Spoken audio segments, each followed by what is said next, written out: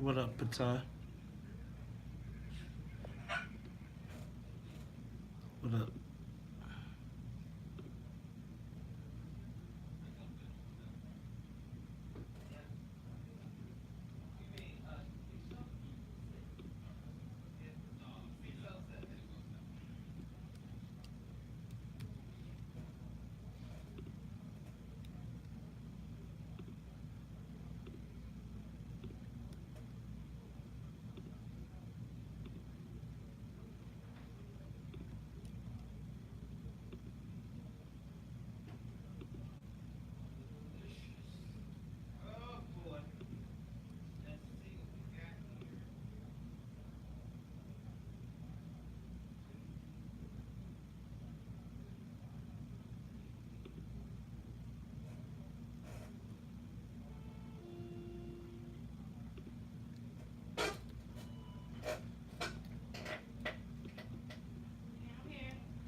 Haha.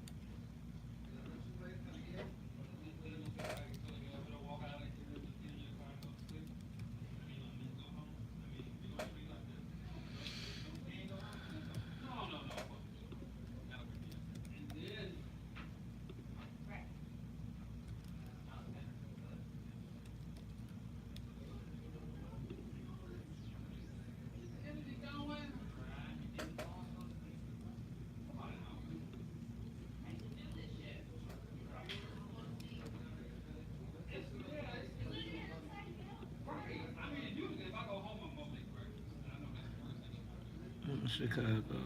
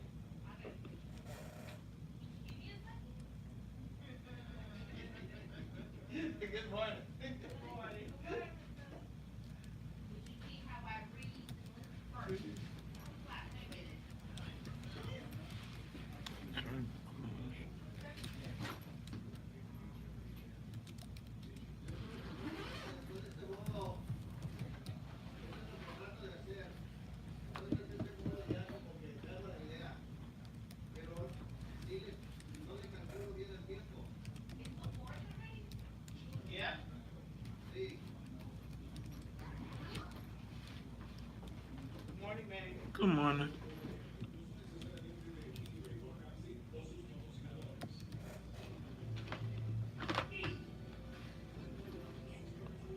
got all of that.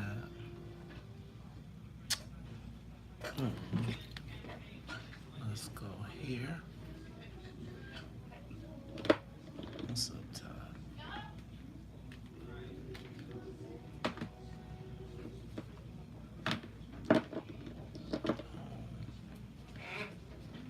Morning. Good morning.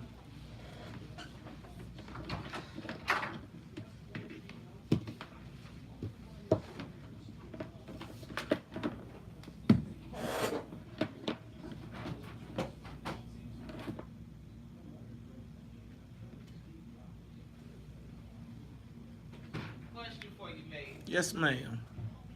How comfortable are you talking about black transgenders are constantly being killed? It's going at a high rate. One just got killed in Dallas. I saw that. Yeah. I would like to do that conversation with a trans. So there's multiple levels of the transgender conversation that I'd really like to have. I feel like a couple things. So yes, I'm comfortable talking about it from the standpoint of like this is a subset of people that is particularly preyed upon. Now, I do have a theory as it relates to a lot of some of these. I don't think that it's always just like somebody's like, ooh, let me go kill a transgender. I often think that there are times where interaction. What was that movie? That was the Oscar movie where at the end of the movie the dude found out. And he beat him and killed him. I think that was what it was. Yeah, it was a sad movie. It's so long ago, though. I can't think of it. Remember, it won an Oscar. Yeah. But Boys Don't Cry? yeah, Yes. Todd is. Thank you. Yeah. I like to thank I'm not sure if you get points for knowing that so quickly. However, we're gonna let that ride. That's actually on HBO right now. Is it? Yeah. No, I mean I do think that. So without any trying to be any type of bogus, I do think we can talk about it. I do think that we also have to talk about the fact, though, that I do believe that in a lot of cases, like if it ain't like no string, like boom, boom, boom, boom, boom, boom, boom, like somebody's actually, I really think that if somebody finds out that they got tricked, they sometimes snap, right? And they be like, hold on, and then they don't want no evidence that it happened. Or something along those lines. But yeah, I will talk about it. I don't have a problem talking about it. But we need to make sure that I'm not just flying in the wind with this one, right? Like, so get an expert, maybe not a transgender. There is a group, a couple of groups that are nationally known. And what they have on their websites, though, is how the blacks are being attacked more so than Indians. But that makes a tremendous amount of sense to me. Because I'm telling you, if a brother finds out that he got tricked, right? Like, unwittingly got tricked. I'm not talking about somebody who was, out there searching. But I think that a brother is probably more likely to beat the brakes off you. Right? Like the white guys in me seem like he gon' oh my God, and run and leave away. A brother be like, oh hell no. But I'm happy to talk about it. So we gotta figure out when and where, cause I gotta be prepared for that. Like I do need to take. I can't just pop. Like I have to. You just can't pop. I need like a day at least to just make sure that I'm not way over the edge, like in trying to make sure that I'm sensitive about the topic. I'm still gonna be me, but I want to make sure that I give the topic, and I want to take some time to read and get a little sense of what's going on. So I'm okay with it. We just gotta talk up. Just let me know in advance, and like, you know what I'm saying, like give me 2 days or something. Yeah, give me. So what'd you think? Oh, you didn't go to Common last night. You should have put yourself on that. Next time you should try to, if we can, let's try and just put the whole team on. I didn't hear what you said. Like the Common thing. Oh, Like- he had tickets for us. Oh, okay. So I backed out so that he can have, so you all can have your plus ones. Oh, for okay. Tickets. Because Adrian was like, it's hard getting tickets out of there. Okay. And said, I could "You know what? imagine. Yeah, just get him for Todd and 3 days. Well, I tell you what. Was it Ain't too good? sweet. Hey, Yeah. no problem. You know what? I was a little disappointed. So let me start by saying that no shade. It was super cool, the whole come aroundance of performing at the Double Door and then being at a point where now you are you can perform at the Chicago Symphony Orchestra at your own home. Double Doors, where you got him at? No, I'm saying, Just yeah. a different venue. Yeah, but like where you would see him, I felt like I wanted to hear Common in the orchestra, not Common in the band, right? And I felt like the band, so this is, again, I don't want to be, this is not shade, I'm not trying to, I felt as though I wanted to hear Common backed by a whole freaking orchestra. Where the orchestra, I didn't, like, when dude bust out with the doom, doom, doom, doom, right? When he bust out with the bass, I thought that was dope, but I felt like the band, I didn't really feel like I heard the orchestra. It looked good, but it felt like the band was the start, like I would have loved to have heard the girls singing to the backdrop and hearing the violins and hearing their interpretation. I don't know if he had enough time to rehearse that with them. So I felt like they were just accompaniment. The orchestra was not an integral part. And that's, to me, like, it looked cool and you know they was having a great time. I just felt like I wanted to hear Common, like, and I wanted to hear I wanted to hear the timpani, and I wanted to hear the trumpets and the trombones and the. So they didn't play his music. They just played some music. So I hear what you're saying. Play his music and let him rap to it, right? Right. Okay. Now, obviously, so Nelly did it, and when Nelly did it, it was like he played with the orchestra, Gotcha. and he did country grammar with the orchestra. Okay. Gotcha. I hear you. She's like, we got a show to do, damn it. Do you understand what I'm saying? I do. Okay. Yeah, I get you.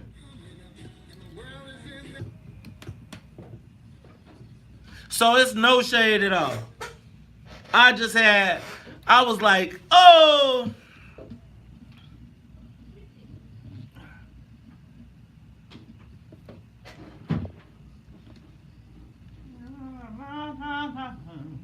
What up, Mike bro? What up, Eva? What up, Mika? Wake up, Chicago. Wake up, world. This is the WVON Morning Show. I'm your host, Maze Jackson. Got my co-host, Todd Stroger. Todd, how you feeling this morning? Oh, feeling great. You know what, Todd? I expected you to come in here doing a little dragging, man. I said I was feeling great, but my eyes are heavy. Yeah, you know what? That's because you were out late last night, Todd. Threw my rhythm off. You threw your rhythm off. What? How could be? You know what? I had a great time last night. Big shout out. First of all, let me say big shout out to Chicago Symphony Orchestra. Shout out to. Clap. No, I didn't know. No, You know what? didn't. I didn't You know. don't have to clap. I didn't know if you were supposed to clap. It was you know, we're gonna talk about this because it was black people at the symphony last night, and you know what? We're gonna talk about it when we come. Not when we come back after I introduce everybody. Gotta say what's up to the WVON Morning Show team. What's up to Annette Flournoy in the newsroom? Annette, how you feeling this morning? Using my favorite list, my wish list of the top billionaires. So you know Jay-Z made it. He's the first rapper to become a billionaire. Jigga man, Jigga man. I remember. Sean Carter is a billionaire, y'all. I remember when he was just a thousandaire, and then he went from 8 figures. Thousands of heirs. Yes. You know what? Shout out Now to. a billionaire. You know what? It's funny. So it was announced in Forbes magazine, and I remember. They were talking about 9 years ago when Jay-Z met up with Warren Buffett and said, and Warren Buffett said he could learn a lot, and this guy had a lot of space to go. That cover I cut that cover out, and it was on the bathroom mirror Yeah. in my room, in my personal bathroom, until I got married. And then Carrie was like, "You gonna take that that old worn picture off the mirror?" But I still have it because it was motivation. And just think, Inspiration. inspiration. And think 9 years later, he's a billionaire. Just think, I ain't that far along, but it was I was inspired to see that. He said, what was funny is to see Forbes quoting Jay-Z when they said, he's not a businessman, he's a businessman. Yeah.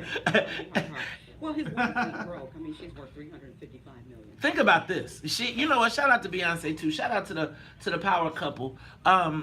She made. Check this out. Speaking of Beyonce and money, on the Uber deal, she made $30 million. Oh no, was it $300 million? That's real money. No, $30 million. It was $30 million. $30 million is a lot real She money. made $30 million for a performance. Instead of they wanted her to perform and they were going to pay her a $6 million fee, she said, "Give it to me in stocks." She actually made more money off of Uber than Jay-Z, and he paid for his. But shout out to the God Hove in the building. All right, you know what I'm saying? You know what? We might have to hit some The Evils or some. We might have to go all the way back to Reasonable Doubt today or something. Yeah. You know what? Celebrate this billionaire. What is billionaire? All right, y'all. Now it's not just him and Oprah, right? Remember when he had Oprah on the steps? Oh, Jordan is on the list. Yeah, now Jordan been on the list though. Yeah. Mike been planted there. He got Mike probably go up $1 billion every time he re-released.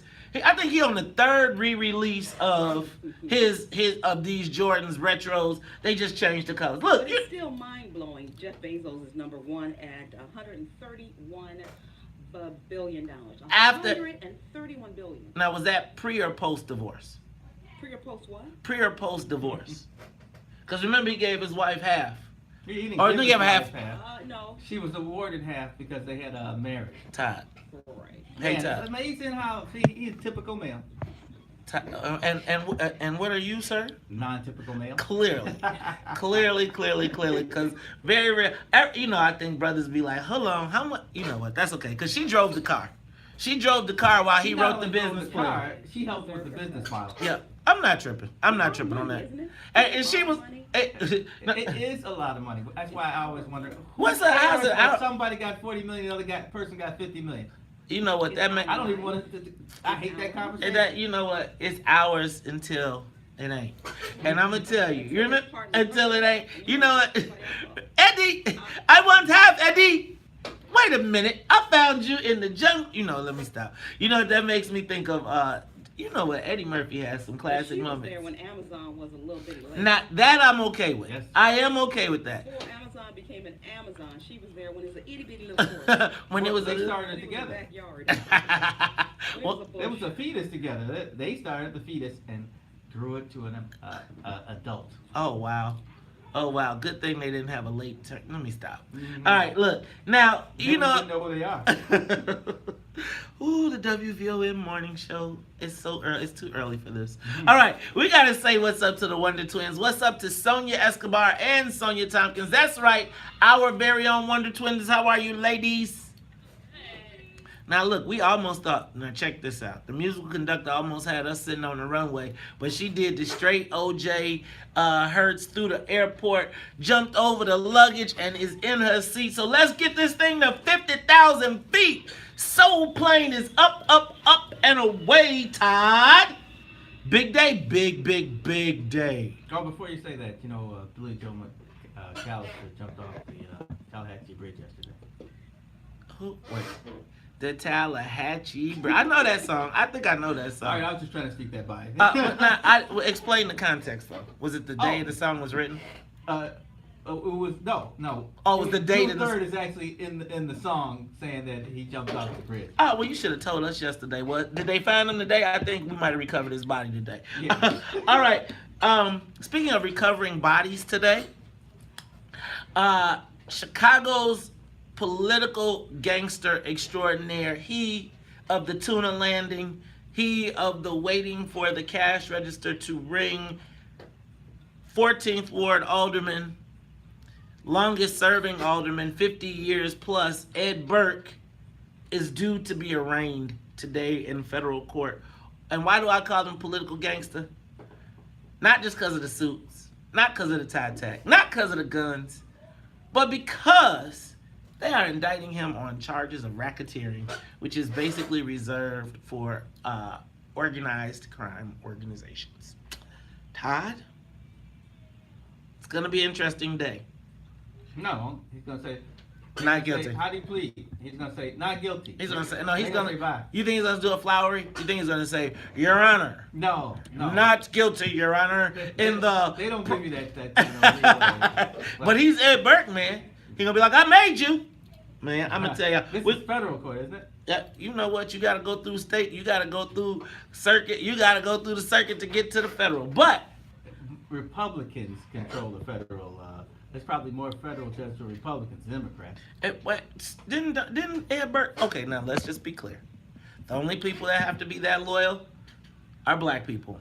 Ed Burke he represented Donald Trump, and y'all ain't said a word. Nobody said he represented Donald Trump. Got Donald Trump tax breaks. And yeah, in the land of Trump unwelcome, and not one peep out of nobody. Nobody said Mays One Jackson. thing, business is business, but also, For white people. Donald Trump has only become a Republican when he decided, hey, let me run for president. Well, he was really nothing. What are excuses? Excuses are tools of the incompetent. Used to build monuments of nothingness. Those who use excuses seldom amount to anything. That was a fact. No. An excuse is, I slipped on the sand. So when he became a Republican and was doing all the stuff that he was doing, he was still being represented by a city of Chicago alderman for tax breaks. Now, and Democratic elected officials approved tax breaks for Donald Trump while he was the president as a Republican in the bluest state in the country. And not one beat. As I think those lawyers shouldn't have been fired from, what was it, Harvard? Mhm.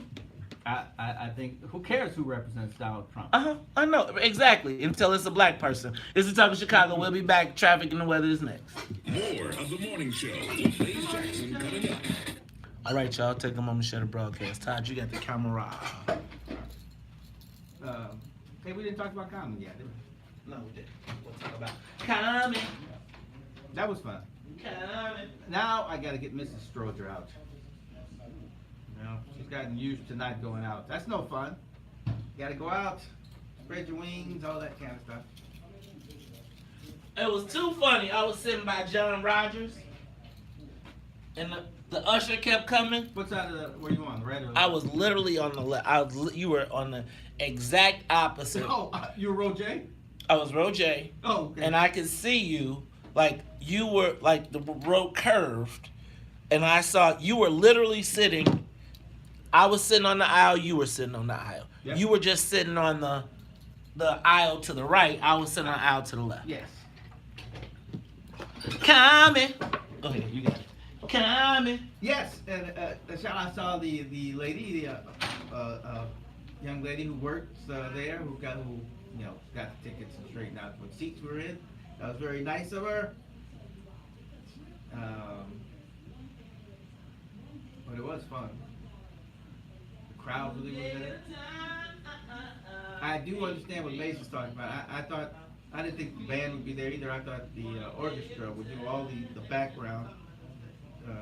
Maybe the background singers would be there, but the orchestra, I thought they'd do all the background music. But I understand what he's saying too. There might not have been time for that kind of preparation with him, where they would Like practice. they just don't. They getting ready to put it in. But it was, yeah, shoot, people are having a great old time.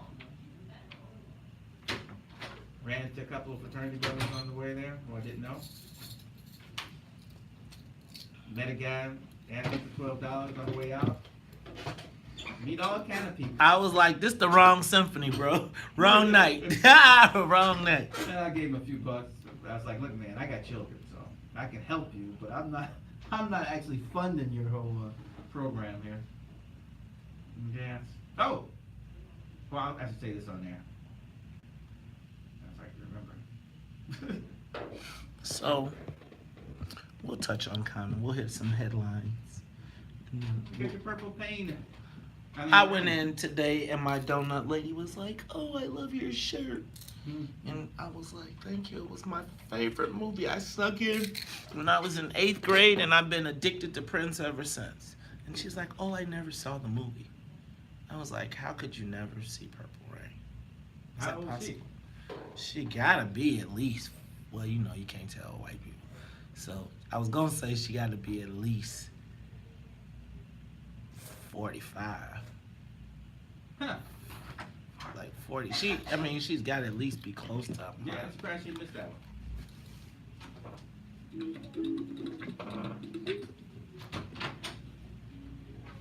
Babule, hey!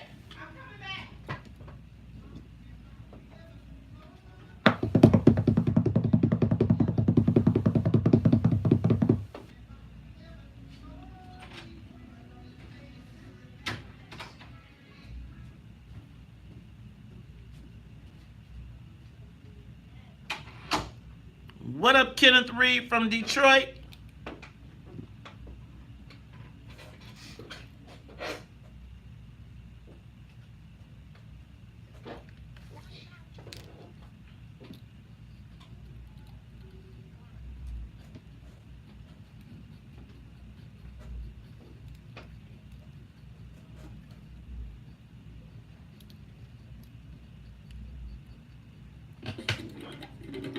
You are tuned in to the Talk Chicago 1690 AM. I'm your host, Maze Jackson. Got my co-host, Todd Stroger. And Todd, you know June is Black Music Month, and we are going to be featuring music today by the one and only Nina Simone. Speaking of music, Todd, I ran into you last night at the opera. Oh, not the opera. Can I tell you what? Symphony Orchestra, Carrie and I started out on our way. We was all dressed. We was trying to... So first, I saw the power couple. we were trying to figure out where to go. Like, you know how you be like, you got a picture of a place in your mind? I went to the Lyric Opera first. Oh, and on you know, Wacker. right. And then, we had a dinner plan and everything. It was like, okay, we're going to go on Wacker. We're going to go get some dinner. Man, next thing we found out, it was on Michigan Avenue. But last night, Todd, in what had to be one of the, I can't even imagine what it must have been like for Rashid Alani Lynn. For those of you who may not know who that is, I am referring to our very own Common. Shout out to the Chicago. Like 3 other names in there? Rashid Alani Lynn. Okay. That's his I name. thought there was one more.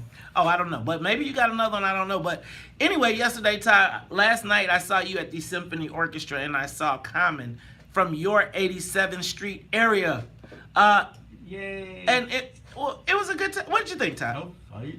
So, first of all, I didn't know what to do. We didn't know how to dress. Like, Carrie and I were trying to figure out, like, do we get dressed up? Right. Well, actually, that was should we wear, well, first of all, Is this formal wear? Carrie she had on one of her fly dresses, and then I put on my little jacket, and she was like, "What you wearing?" And I threw on some tuxedo pants. I thought I was being fly, and she was like, "What? Wait." So then she changed, and then it kind of threw our whole schedule off. But by the time we got there, it was like we saw everybody black from every kind of range. People had on like gowns all the way to like, man, jeans and gym shoes. You Like, guys were ready for the red carpet. some guys look like they had just smoked before they went in. I was like, Yeah, dang. there was that too. So it was like the symphony. It was like, you know what? It was like Ruth Chris on a Friday night. Because it was like a merger of the uppity ups. You had the brothers. I smelled the little fried chicken. Like sometimes people cook. Yeah. And you can smell a little fried chicken. It was like we came to the crib. It was like the crib went to the Symphony Orchestra. What'd you think, Todd? Oh, it was great. I mean, the atmosphere was, well, first start off with good weather. You don't have to wear a coat. So woohoo! And then the people everyone's milling around. Oh, did you see they had a little, I didn't actually, I guess it was a 4-piece out front playing. Oh, I saw that. Yeah. I was waiting for the beatbox. I started to come up like, And guess who I met on the way out? Who? The couple who won the tickets. Won what tickets? The tickets. Oh, from us? Yeah. Oh, wow. How about that? Yeah. You know what? I was out there and I They saw. totally give you their love. Tell them their love is returned. Todd, I saw one of the original. You know what? I got a post the other day. Monique Spence hit me up.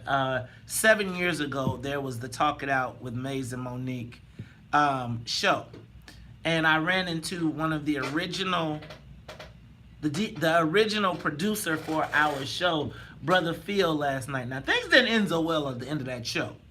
But it was good. So you know how you see somebody you ain't seen them in like 7 years, and you be like, I don't know how it's gonna go right now.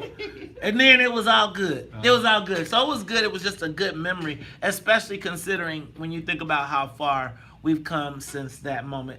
Great time. I will say this, and this is no shade. I really wanted to see more of Common and the orchestra. I like the band, don't get me wrong, but every time I see Common, I see the band. Yeah, I wanted to see the orchestra like rock out to Common. Like I wanted to hear the timpani, right? And I wanted to hear the violin. It looks super cool. Yeah. But I wanted to hear it more. But let me tell you what. Yeah, they were far in the background. They were way back.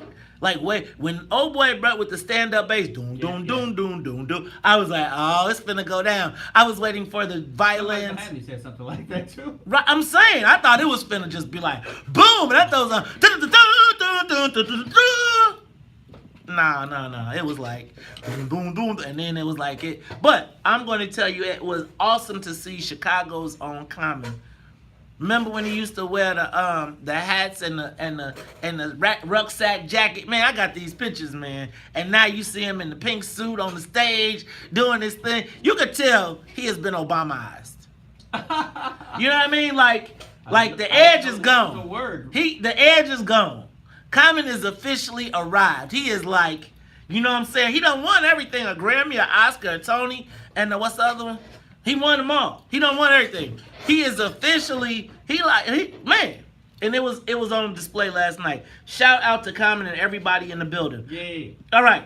I said Ed Burke is getting the rain today. Lori Lightfoot announces the new Rainbow Coalition school board. I shout out to, I believe his name is Dwayne Truss, who is the black member on the school board. There's only one? Bingo. And so, understanding that, he's got a heavy task ahead of him. Now, there's somebody on there that I'm not sure if she's black or not. But that must be another one then. But, I don't know. But, you know, usually when you get in that space. Anyway, so I want to send a big shout out to Brother Truss, because everybody that I trust in this space says that he is on the ground. I think one of the things, and we're going to talk about this when we get into it at about 7 o'clock, is the fact that Todd, this is an example of what happens when you have the power and squander it.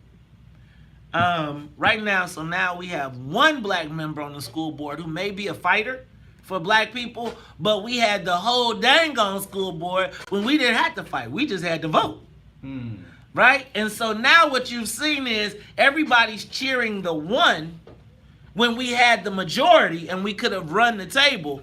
We didn't. And this is going to be a lesson, an example in being on the team. Right?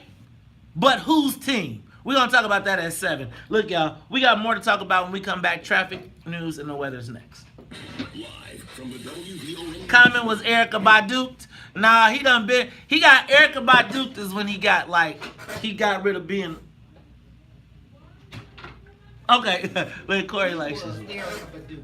Right. You know, after he left Erica, when they broke up, things changed for him. Man, Erykah Badu, Erykah Badu, she turned out everybody. Look at Andre 3000. She had him wearing spacesuits. Right. See? We ain't seen him. Common is still talking about Erica. He talks about her in the book. That dude was like, man, that was his love. For whatever reason they broke up. Yeah. He was like, I'm hurting that. Erica gets it. So he was duped. But yeah, when we do these things, I get our host on first, and then if I can and me and Sonya can join in, I will. But What? with tickets, Oh, okay. you know, always the host first, and then if we can get some, we'll do it. That guy, ex-Zim football player that I was trying to get on last Oh, week, yeah, right. he'll be coming on Friday. Okay. Big O should be Yeah, at this. Big O. So he was happy about that. Because I told him, I said, let me get your information instead of... Tell them we want some tickets to the 49ers when we come out there. Okay. We gotta start making. You know what we gotta do? We gotta make a list of the people that we talk to and get their contact information, and then like whenever I'm in their city, like I could call them up and be like, "Hey, what's up? Remember that time I'm in your city?" I feel like sometimes I don't do as much networking as I need to do. Especially, it's like I sometimes go backwards. Like I have to build myself up to get into a networking mode. And I'm often very leery to call people. You? Yeah, Just doesn't seem like. I'm very leery to call people because I don't want anybody really to tell me no.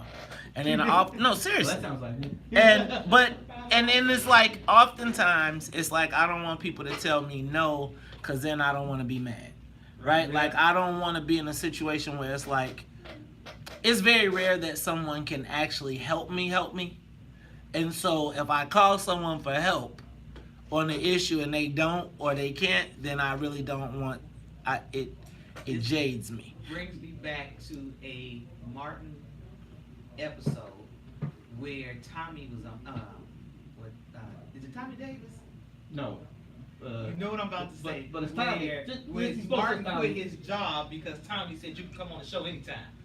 And then he Oh, quit his it was job. Tommy Davis. That was Right. Tommy Davis, That's right? right. He was like, when you're in California, come see me or whatever. You remember that episode? Yeah. It was so hilarious, and he was like, "Oh, I'm coming to see you, all right." He came down there and got on that show.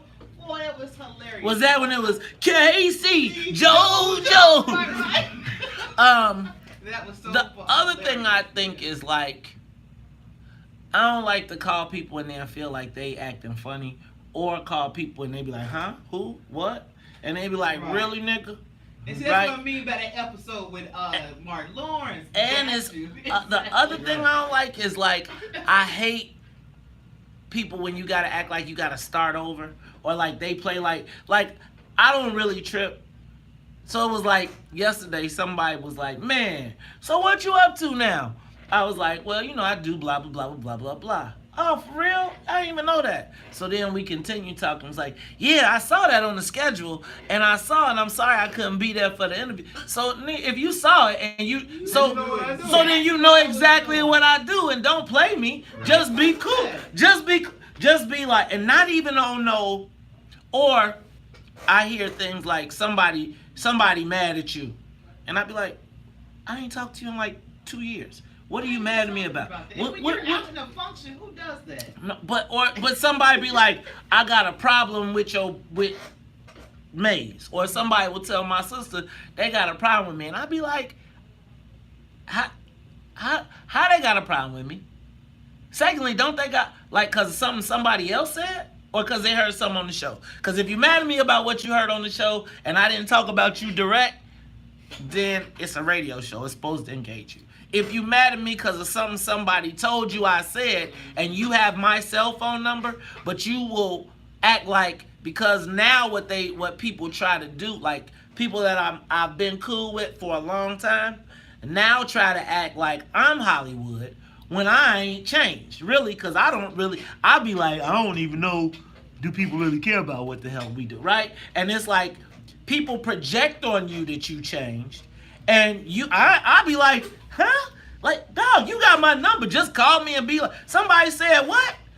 Now, you done known me for 20 fucking years. Why don't you just pick up the phone and call me? And if it's somebody that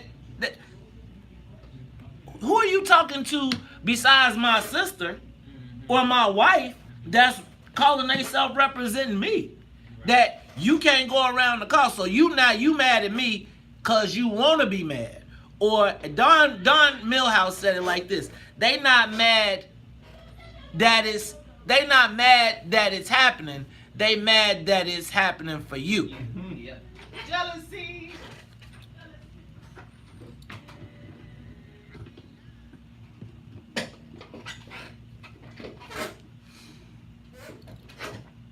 You don't like me because of the radio show? Don't listen. But you don't know me, dog. It's like you don't even know me. Yeah.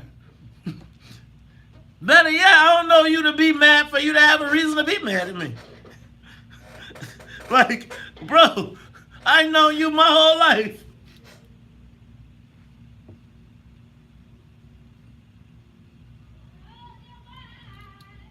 You are tuned into the Talk of Chicago, 1690 AM. I'm your host, Maze Jackson. Got my co-host, Todd Stroger. Todd, I missed some of my headlines, so I want to run through a few before we get to the social media question of the day. We did announce that Mayor Lightfoot has announced her new Rainbow Coalition, and according to my man, Big C Croft, Mr. Corey Croft, he has informed me, got me straight. He said, hey, Maze, it's 2 black people on the board. So the sister is black. So we're going to, Sonia Tompkins, I need you to identify, give me the list of the school board members. I want to know it's particularly the 2 black people. All right. Speaking of Rainbow Coalitions, Rainbow Crosswalks on the north side while we have Killing Corners on the south side. Did you hear Mayor Lightfoot is having Accountability Mondays? I'm going to say... What is that? That like she gets together with some of the heads or something of her departments? No, she's going to pull all of the police in, and after they get a murder count or a shooting count every Monday, she's going to say that she doesn't want them to sleep or not, so they got to come in front of her and explain to her why the people got killed. Now, I just want to point out to y'all that we saw something like this in The Wire. Remember? This happened in The Wire, and then Amsterdam got created, and there was all these kinds of crazy solutions. And as the mayor puts pressure on the people to come up with solutions, don't be surprised at what happens. I just want to pay attention. I want to keep an eye on that. I want to not thank whoever. I need for you all to do me a favor. This work that we do here in the mornings or in this space of what's in it for the black people, I'm going to tell you very often it can be very stressful. I will literally be honest with you all. There are times that I cannot sleep because of black people issues. And I also recognize that from this vantage point, a lot of people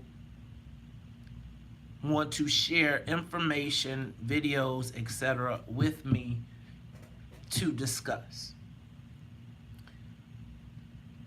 It is difficult, very, very, very difficult in the morning, because I check all my stuff in the morning, to open up a video and watch the murder of a mother with a child in her hands. I need for you all, if you are going to sit, and I understand, but to wake up and to have that put in my head at 5 o'clock with no warning is tough. So I'm just going to ask, if you are going to send me videos and things, at least, please, give me a warning so that I don't turn on a video looking to see like a birthday party and it's a murder party. And y'all are showing it in all full actuality. Ain't nothing blacked out, ain't nothing. So, I just want to point that out, because the video of the young girl who was shot down with the 2-year-old in her arms while she was trying to protect, and the people are sending that video around, and it's just, there's no cover to it. It's, y'all, it's not cute. It's just not. Eric Holder in Mississippi, you all there, he is working right now to change the law. Did you know that at one point Mississippi was a majority black state, and even as a majority black state, they could never elect a black statewide elected official because all of the black people were packed into districts, very concentrated districts, which allowed the white people to stay racist, to keep going on. Eric Holder's changing that law, but again, last time I remember, Mississippi was like 38% black. Right. Which is a lot. Which is a lot. But there was a point when Mississippi was majority black. And it is still one of the most populous black states. Yet, because of the way Jim Crow era laws were written, and this is what I'm telling you all about, it was clever because they just put up another rule that you would have never said black or white, but by the time it was done, they did it. We got to start being strategic in our legislation. James Holhauser, if you guys have been paying attention to Jeopardy, James Holhauser lost yesterday after 32 games. Wow. That's a lot of games. That's a lot of games. He won over $2 million something dollars. Just wanted to bring that up. Did you all know that? Sonia, can we get John from Injustice Watch at 8:30? Because I do want to talk right after the pizza. Because Giordano's is bringing us pizza today, right? So we're gonna talk to him while we eat. They not? I'm a curse. Okay. Well, figure it out and let me know. Blah, blah, blah, blah. And Burke, though. The Burks just can't seem to stop. You see, she appointed Judge Michael Gerber back to the bench after he had been voted. He's a judge that was voted out by the voters. His colleagues have said he is not good. He is just one of them terrible judges. Well, apparently yesterday, Ann Burke signed for him to get back in. So he had been appointed, he ran and didn't win. Right. And then was an associate, so they appointed him as associate judge. So now no. He would be, if she did it, he would be appointed to replace someone who's right. You know what? Her name is. I do know who the judge is. Coolest. I can't think of her last. She's a coolest something. No. But she. But they got a traditional judge. So anyway. Illinois lawmakers got a raise, in case you did not know that. They got a 2% raise, so I think it's like $1,600, a $1,600 raise they got, which, I'm not mad at that. I'm not, her name is Margarita Coulis Hoffman. That's who Michael Gerber replaced. We're going to talk about that a little bit later because I'm not really feeling, you would think that she would be a little bit more judicious in her judicial picks, especially with everything going on. But I sometimes just feel like they are so used to, they are anchored in concrete. And I think that the Burks may just be so used to being empowered and privileged and that they don't get it. I think it's like, you know how it's a hard head make for a soft behind? Yeah. I mean, sometimes you gotta say, look, I can't do this. Right. And right now, you would think that I went through that. Somebody sent me somebody, and after a little background, like, holy moly, we gotta throw this one back. Right. But throw this back. But again, I think that for the Burks, there is, and I think it really comes out in when you hear what he said on the tape. I think that they have operated as lords. They have lorded over the city in ways, and because they have judges and everybody, that's why this thing is going. I'm gonna tell you, I think this federal case is gonna be real crazy because they've lorded over this city for a long time, and I think like her picking this Michael Gerber, even with the JPAC, even with like President Preckwinkle sitting here yesterday saying we got to get rid of judges, even in the face of all of this, they still go and pick a homie. Like the voters said no, you said I'm gonna go put him in anyway. Well, I got 6 more years on my term, so what can you do anyway, right? And that's probably her last one, so she like, we gonna load it up. We need to pay attention to that. All right, speaking of Burks. There's more? I just want you, there's more. Today, Ed Burke is getting arraigned. Now, I know you don't think that the arraignment is a big deal, but I think it is the beginning of the end of a dynasty. I think that we are about to see the dismantling of one of the, I don't want to call them the 5 families, but one of the Irish powerhouses. And I don't know what the legacy is. Like, Ed Burke Ed Burke his seat was passed to him. right? Well, it's like everything. He had to fight for it, but he won. He won. So my question becomes, with everything that we heard about Ed Burke in this federal indictment, do you think Alderman Burke should serve jail time if he's found guilty? Give us a call, 312-374-8130. 312-374-8130. I'm going to tell you, I've talked to a lot of black elected, not even just black elected officials. I think that the Burkes, in the minds of Illinoisans, were above the law. I believe that I think that people believe that the Burkes were so wired all the way to the top, all the way to even cooperating with the feds, that they could not be touched. I think that there are elected officials right now that still don't believe that he's in trouble. They think that there's not much there. But I'm going to tell you that the more and more I reread that indictment, it just says to me that the way that they're playing it, the tuna, the cash register, looks like Ed Burke is going to be paying for his sins for a long time. But I'm curious to know, what does the WVON family think? 312-374-8130. Do you think Alderman Burke should serve jail time if found guilty of the charges that he is charged with? Todd? Do you think he should serve jail time? Hold it. Hold that thought. I know you don't want to put it on camera.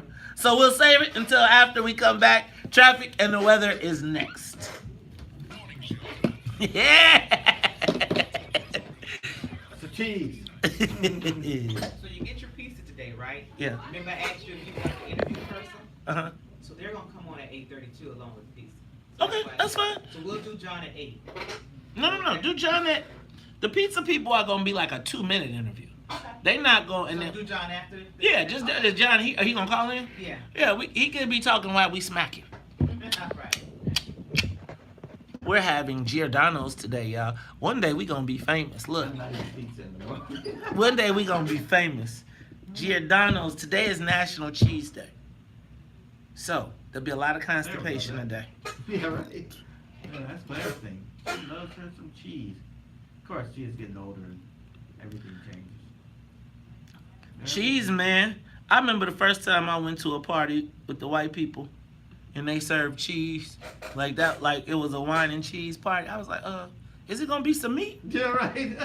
Then they put some salami on the table. You and I are in that same boat. Like, that's okay. They got a strawberry over there or something. Yeah, I'm not the big cheese. I'm not, yeah. Like the families had fondue at some of the functions we had, and I'm like, man, I don't want no fondue. I forgot what you put. That's when you too cultured, right? Mm-hmm. Woo, Lord! I'm trying to remember what they put. The fondue stick. You got a fondue stick, but what do you put on the skewer? You put a piece of bread. Was it bread? You put so bread. That's not. No, that's why I don't eat that stuff. I was wondering. I actually don't have a bad problem with fondue. It's just too much work. You know what? I'm not that big on cheese. Okay, I like cheese. I really like. So I'll say this: I made fun of people. Dang, everybody say Ed Burke should go to jail. Why? The poll is up. You know how people feel about Ed Burke. Not the black people. No, that's what I mean. You know how the black people feel about Ed Burke. I mean, Mugs want Ed Burke to go to jail for a lot of. They want him to go to jail from Harold. Yeah, right. Yeah. A variety of colors. Then So you can got get the right other finish group in a who wants single to go to jail for baby afternoon. teeth. Oh yeah. Look, when the sisters and kids gonna call. I want Ed Burke to go to jail. I'm expecting that too. And baby T, I never forget the day. Sisters and kids go snap. Oh my God. Can I say something? Also yesterday. So, couple things.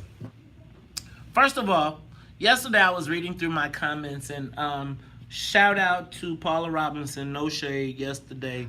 But tell y'all, sometimes I catch your comments, and if you say something that catches my eye, I might respond. Particularly during the show, you're gonna get you're going to get a response that relates to the emotions that I'm feeling in the studio. I want to remind you all that this is a two-way communication.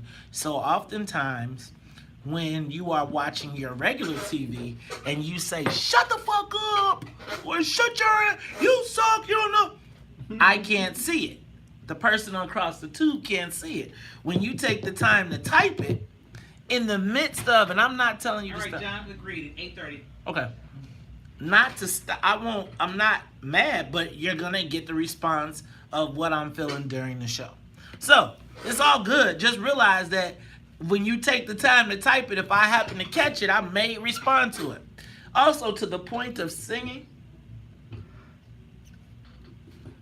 I sing because I'm happy. You sing I sing because you're I'm free. I like No, it. I sing to relieve my stress. You can sing with me. Thanks, Todd. You are tuned into Talk Chicago 1690 AM. I'm your host, Maze Jackson. Got my co-host, Todd Stroger, and we are asking the social media question of the day. Todd, I get the feeling that a lot of elected officials still don't believe that Ed Burke can be God. I believe that Ed Burke has operated above the law for so long in the city of Chicago that even when confronted with the indictments, he stuck it in the eye of the, I'll never forget, he got indicted, he got charged, or they put the paper on the windows, and then he had the big Christmas truck and made everybody come and kiss his ring in front of the news cameras. And you know what I liken that to? I liken that to when Rod Blagojevich said, bring it on. And then they brought it on. I've never seen that work well. From Rod Blagojevich to Gary Hart, whatever you say, bring it on, there's trouble. But, I would say that the feds have like a 98% conviction rate. So when they bring it on, there's trouble. So there's trouble in the Burke camp. It's just hard to think that they've got all these tapes and all these people and Danny Solis, who was disappeared to Montana or something. I seen him at the Social Security office, but go ahead. That's another story. At least on Instagram they call He's him. changing his name or something? Probably. If my name is me, I'm on S Pablo. No, he's probably changing his name, and we're gonna find out he's from Ghana or something. Oh God, he probably yeah. So Todd, But those guys, so they play to win, and so there's trouble. So Todd, so here's my question. Do you think that if Ed Burke is convicted of the charges, he should go to jail? Or he's an old Should he guy. go to jail? Like if he's convicted, should he go to jail, or should we I just don't give? know. We'll see what the charges that he would be convicted of. Well, I'm saying if he's convicted of racketeering, let's just say that. Should he go to jail? Well, racketeering is not really a charge, is it? But either way, I have a hard time ever saying anybody should go to jail for white collar crime. If they do, not for long periods of time. When the feds come and raid your office and stuff, they never came actually and raided my office. But people were sicking the feds on me, like, hey, go look and see what he's doing over there. Probably Ed Burke. Go ahead. It was actually Mike Quigley and Mark Kirk. But, Okay. That's a terrible feeling. Because you got to, sometimes... Do you think it was a terrible feeling for all of these people? You think it was a And terrible feeling for Baby T's mama? Guilty of anything. So. You think it was a terrible feeling for Baby T's mama? You think it was a terrible feeling for Harold Washington? You think it was a terrible feeling for all of those businesses for that... Harold Washington, I'll say, he knew what he was getting into. It was a fight. He knew it was going to be a fight. That's just the way you do it. There's fighting. With Baby T, man, that's very complicated.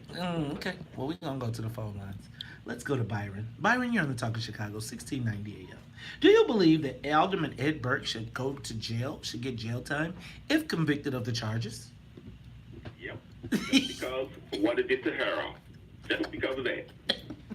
Y'all, black people, y'all don't forget nothing. Y'all be so mad. Harold been gone for 30 years. You like, we still want our licks. Byron, you still want your licks from Harold?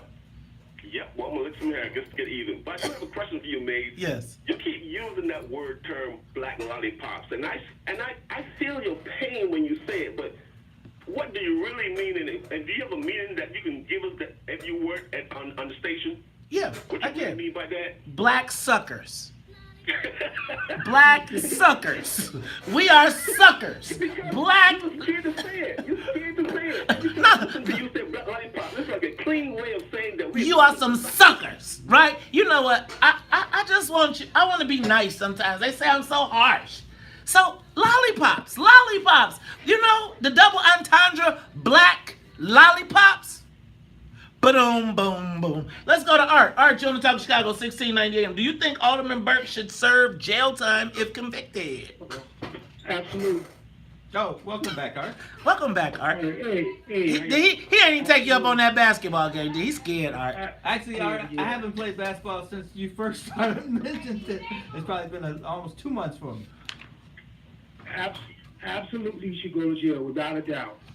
And any black person who says he shouldn't, then they need to go to jail with him. Oh. Art. I continue to bless. Yeah, Art want to bless him all the way from the cell. Let's go to Mr. Hope. Mr. Hope, do you think that Alderman Burke should serve jail time if convicted of these charges? This is a RICO case. Anytime they bring a RICO case, it's about the money and it's about allocution. Allocution is when you get in front of the judge and you plead guilty, or the jury finds you guilty, and you tell how sorry you are. Here, the mayor has set him up for resigning immediately. He didn't. The judge will take that into consideration. He's not serious. You go to jail. Oh, wait, Mr. Hope. Now I want to hear some official legal opinion. Mr.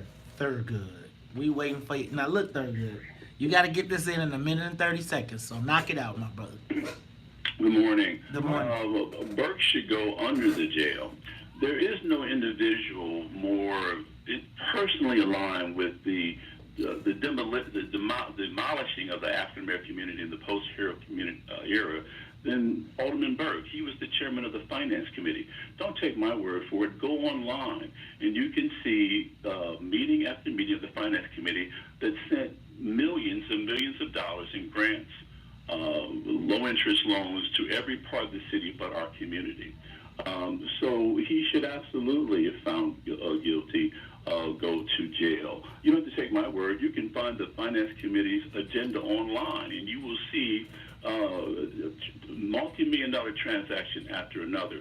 They often say there's no investment in our community based upon just the marketplace, the vagaries of the market. That's not true. They take millions of dollars of grants and put them into the Halsted Theater District. Gotta stop you. You don't have a library. Gotta stop you. That is Thurgood. I just want to point out one thing. I want y'all to know that the price of Black Death in Chicago was $5 million. That number was set by the Finance Committee's chairman, Ed Burke. We'll be back after traffic, news, and the weather. The talk of Chicago and the That's not voice actually of true. All that stuff is actually done by the Corporation Council. They're the ones who, Pick the dollar amount. yeah, because they're your lawyer. Okay, so I hear you. So the Corporation Council set the bar at $5 million for the police to kill. No. The actuaries do. Actually, you're right. It's actuarial. Well, how come the white people get 23 million? I'm gonna say this: all of the settlements, all of the 500 million in death payments by the police were approved through the Finance Committee. It's gonna be approved through something. Oh, he going to jail, bro. Well, that's different than. See, now you grabbed a mango when we were eating apples. What's up, man? Go ahead, defend him. Who's defending him? I want you to defend him. Do it on camera, though. Well, you do realize that there's 35 people on the Finance Committee. And nothing gets through by fiat. When has he ever? Fiat. Who stopped the Finance Committee vote? If Ed Burke say he No, wanted that to would be fight the question. The Who question would be who votes no on all the issues. Who does? Nobody. All right. But if it's in an omnibus, I'm sure he probably don't even let you know. He just say, "Here, go pass it." let's just what we call speculation. So, Todd, how I'm not does this? defending Ed Burke because I don't know enough about the case, and Well, we know enough about Ed Burke. and my law degree was from L.A. Law, so That's what we do here. We traffic in rumor and innuendo. yes, we do.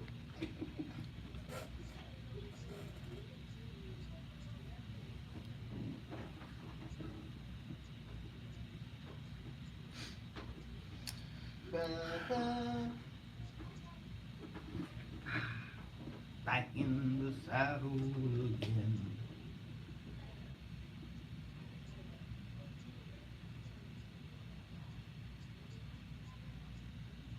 Oh, you know, after my history, after my history at the county, I'm generally the last guy to get on the lynching bandwagon. So I'm with you on I'm the last guy to get on the lynching bandwagon. I'm not suggesting a lynching. I'm suggesting that what we are reading is what we all knew. Now maybe not, so here's the thing. I think that a lot of people have to be politically correct, and I think a lot of people are fearful to still talk about it. But all you had to do is, like I said before, all you have to do is have an interaction with any of the Burke lobbyists, right? And bro, like they liking themselves better than regular people. Like it is like, my thing is they carried it like that. Like they was like some G's. If you was on the team, like, bro, it was like classes. And I think. Is that what you wanted for me to get? Because I barely heard you. Yeah, when you that's were it. asking. Okay. Which is the Elizabeth? Which one is the other black one? Dwayne Trust and who? Elizabeth Todd Breland. Let me see, I'm not sure.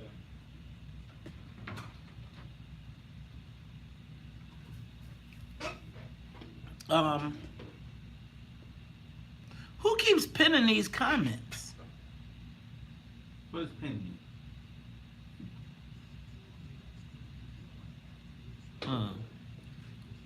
So I just think all of this stuff is stuff that people know. People are scared to say it, and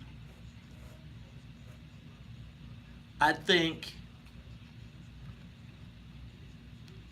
fear, intimidation, and the fact that they control levers of power throughout the city government that never ever had to be touched. That you, again, if they found you on the radar, if they put you on the radar, then that was the worst thing that could happen to you.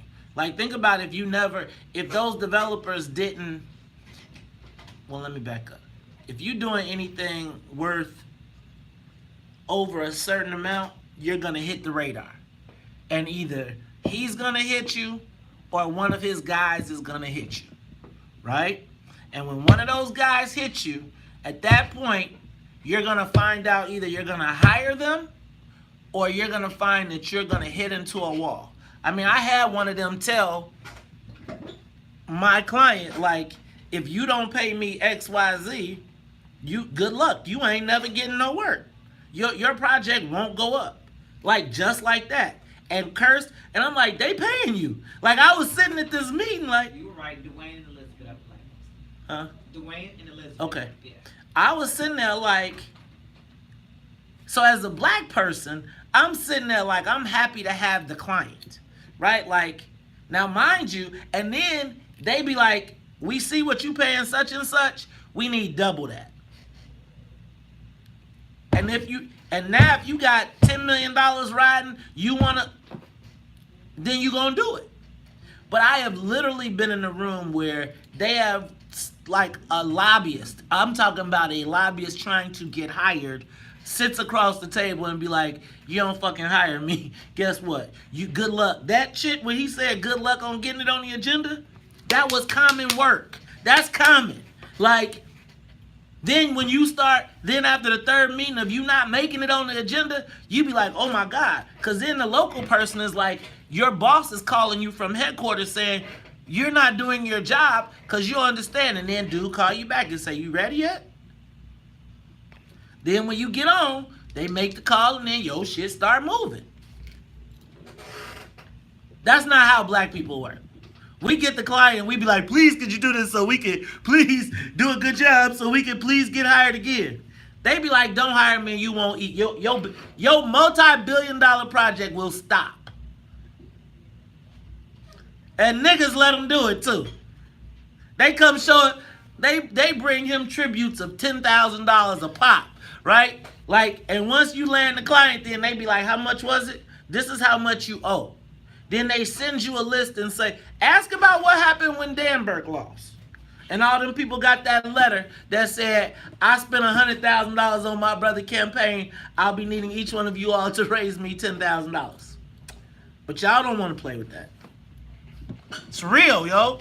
And it's like we got to sit up here and we got to, like they straight G-balling. Negroes going to jail for $5,000. They taking whole projects. The post office. Think about the post office.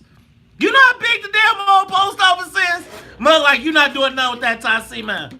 You are tuned into Talk Chicago 1690 AM. I'm your host, Maze Jackson. Got my co-host, Todd Stroger. And Todd, you know how we do top of the hour. Got to say what's up to the morning show team. What's up to Annette Flournoy in the newsroom, as well as the Wonder Twins, Sonia Escobar and Sonia Tompkins. Wonder Power. Wonder Twins activate. Shape of law enforcement. No, I'm just joking. All right. Come out blue. I'm going to talk about a couple things today. I'm going to be bouncing around just a little bit. We are going to be talking about Mayor Lightfoot's new Rainbow Coalition school board. I think... Hey, before we get into the heavy stuff... Yes. Well, this is kind of heavy, too. We didn't mention that Leah Chase, of Dookie Chase, that, I don't know, maybe about 3 days ago. You know what? That is so true. Dookie Chase... Now, first of all, I went to Dookie Chase one time. But that is the queen of Creole. Is that correct? Creole cooking? Wasn't that what they called it? That. All right, now say her name one more time. Leah Chase. Leah Chase, and so if you are from New Orleans, she had Dookie Chase. Now, I was a little suspect. With her husband who was dad, all right. I was a little suspect of going to a restaurant called Dookie Chase. Considering... It's D-O-O-K-Y. Okay, that's about how we spelled it back in the day. Maybe it needed an E, maybe D-O-O-K-E-Y. Anyway, Dookie Chase. You know, Dookie has a really interesting word, so I don't know why you chase it. But anyway, rest in peace. Yeah, Dookie is... Anyway, we'll move on. Well, there used to be 3 black restaurants in New Orleans, and Dookie Chase was one of them. Shailene and a place Buster Holmes, which I guess ended before I was there. So this was one of the last old-time restaurants. All right. Well, hopefully they will have somebody to keep the legacy alive. Let's go to the phone lines real quick. I'm gonna go to. I was waiting on this call, but I'm gonna say that one for last because I know she gonna put on the show. Let's start with Milton. Milton, you on Talk Chicago 1690? Give me 30 seconds. I'm good. Give me 30 seconds. Good. Yes. As I was telling your producer, laws were made by white people for uncivilized white people. Burke should get as much time as any black person that committed a non-violent marijuana card. Oh, he need more than that though, Milton. Thanks, Milton. I think you need a little bit more than that. Let's go to Anthony. Uh-oh. Good morning, ladies. Good morning, Anthony. How you feeling, man? I'm great. Listen, Todd, like you, I hate to see anybody go to jail, but that's with normal cases. This man's sentences should go consecutive, not concurrent, but consecutive, giving him basically what will amount to a life sentence. Man, and I'm going to tell y'all, black folks, can I ask a question? How much mercy do you think Ed Burke bestowed upon any black people when he was appointing them judges he was ensuring that those judges that were burged, that were prosecutors, that were locking people up innocently, how many times do you think he displayed any mercy for those people? Even as his wife reappointed this judge, Michael Gerber, even as he appointed Michael Gerber, who was clearly not a friend of the people, I I don't think that they have ever really had empathy for the regular person, the regular peoples. Now, I'm going to close this segment up with this phone call because I know it's about to be showtime. Sister Zakia, should Ed Burke receive some jail time if proven guilty? And if so, I want your reasons. Well, good morning, Mason. Good morning, Todd. Good morning. But you have to remember, brothers, we are living in the day of reckoning. Now, I know you know something about scripture, okay? So, hell yes, he should go to prison. I wish he could go to town Supermax, and I wish he could do as many years as he kept Tina Olison's son, which is 21 or 22 years, where he stole a black woman's baby with the help of DCFS. Heck yeah. I want to see payback. I want to see him pay for how he did our mayor as well. But I'm a mother, okay? And I became close to Tina Olison. And she and her grandmother, I saw their pain. I shared their pain. I know how this man got away smugly, stealing a baby with the help of slaves, black nigger slaves. Hey! Him, okay? Sister Zakia, I'm going to tell you what. I think that, first of all, I appreciate your call.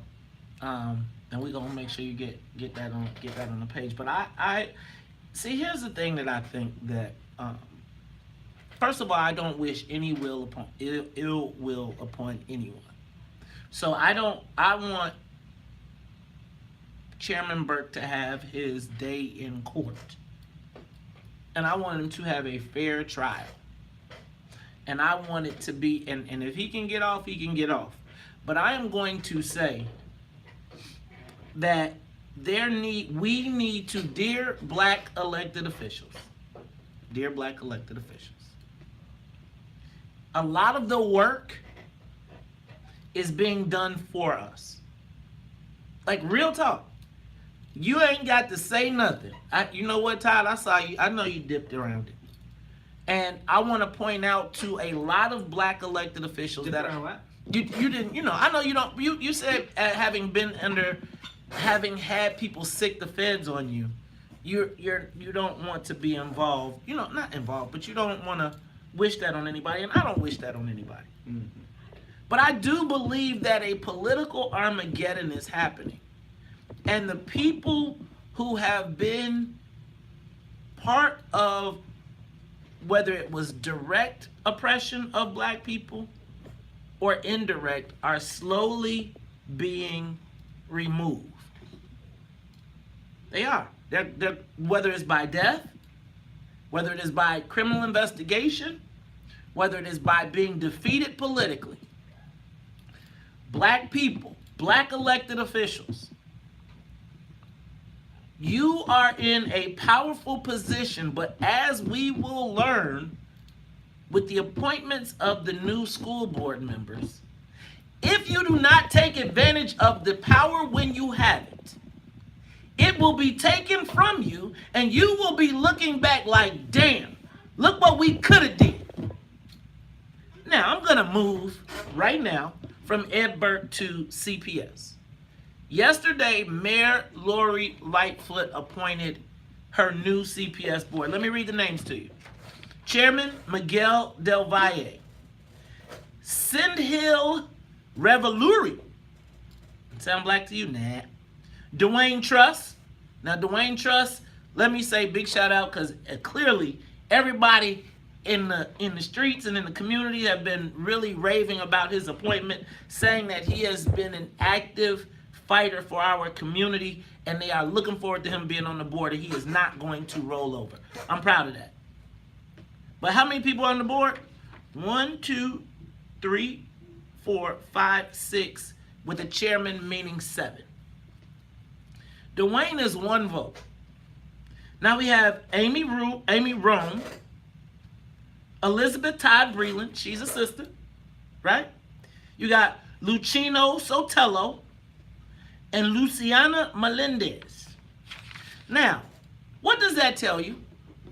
It tells you that now black people when we elected a progressive mayor, quote unquote progressive, we now have a progressive school board. So, before we had a majority black school board, right? With a black chairman, right? They had the power, but they were on the team. So, as the people who had the black people were in power, but they were on the white people's team. So, they felt it was their job to carry out the wishes of the mayor, which to some extent is the case. But it's important that when we have the power, that what do? We count. Count, count, count. So when you have the majority, when somebody says, we want to close the #1 black performing school, you say, we have 1, 2, 3, 4, 5 votes. No, Mr. Mayor, you need to come up with an alternative plan. That's if you're on our team. Now, they were on the team, but they were on whose team? And now, black folks, as we look at the board makeup now, no more black chairman. We've only got 2 black members on the board, right? So even as we are now being run out of the city, leaving the city, however, we gave up our power to control our destiny at the school board. Now, Mayor Lightfoot is calling this an interim school board until Springfield gets its act together. But they busy clapping, patting themselves on the back. So it's not really interim because they're not going back to pass the school board at least for another year. Now, dear black people, you were in control of the Chicago School Board. You were on the team, but whose team were you on as they dismantled our children's education? And now, it's a new rainbow coalition. You got Indians, Asians, whites, Latinos, everybody's represented in the rainbow coalition now. The people of color board, and you know what happens when it's people of color, right? Every color but black. We'll talk about it all when we come back to Talk Chicago 1698. More of the morning show. Todd, you got the camera. Yeah. So this board will be just like the other boards. They will follow the dictate from the 5th floor, whatever that may be. I mean, I don't know. I don't know what the plan is. It'll probably be something big that we won't see coming. And of course, you can't keep everybody happy, so. But it's the mayor. It's always the mayor. Like I say, no one likes a dictator unless it's their dictator. So think about this, though. Here's what I see. I see what Mayor Lightfoot did in this case is got people who have ideas about how they want to deal with education, right? As compared to people who would vote. So when I look at the backgrounds and I'm going to say reading their backgrounds and biographies, this to me makes sense for people on the school board. Like paper-wise, this makes sense. I don't know how it plays out, but it makes sense because they have educational backgrounds. If you think about the other people that were on the board, they weren't there because of their educational backgrounds or their ideas to fix or reform schools. They were there because it was a cloud appointment and they would vote yes. They knew how to be on the team. Now, I'm okay with you being on the team if you're an education expert and you're going to interject ideas. If you're going to take ideas, and I'm saying a healthy mix. I look at this and I say, I expect that these guys will probably have their own ideas and some things they want to interject. And they probably are somewhere in the mayor's council on education, right? Like somewhere, you think about she appointed her education transition person there. So now, these are like the David Orr-ish type of people, right? So they probably said, let's put this in their hands and we're going to have good policy people that are qualified to be on the board, right? And as they are qualified, they will give us rational reasons why we should be screwed. But they will have ideas. If you think Miguel DeValle ain't got no school ideas that he ain't gonna try to implement through Lori Lightfoot, you crazy. Now let me put that at the old chairman of the school board. You think he was giving ideas, or he was like, what does the mayor want out of the school board? Probably what does the mayor want. Right.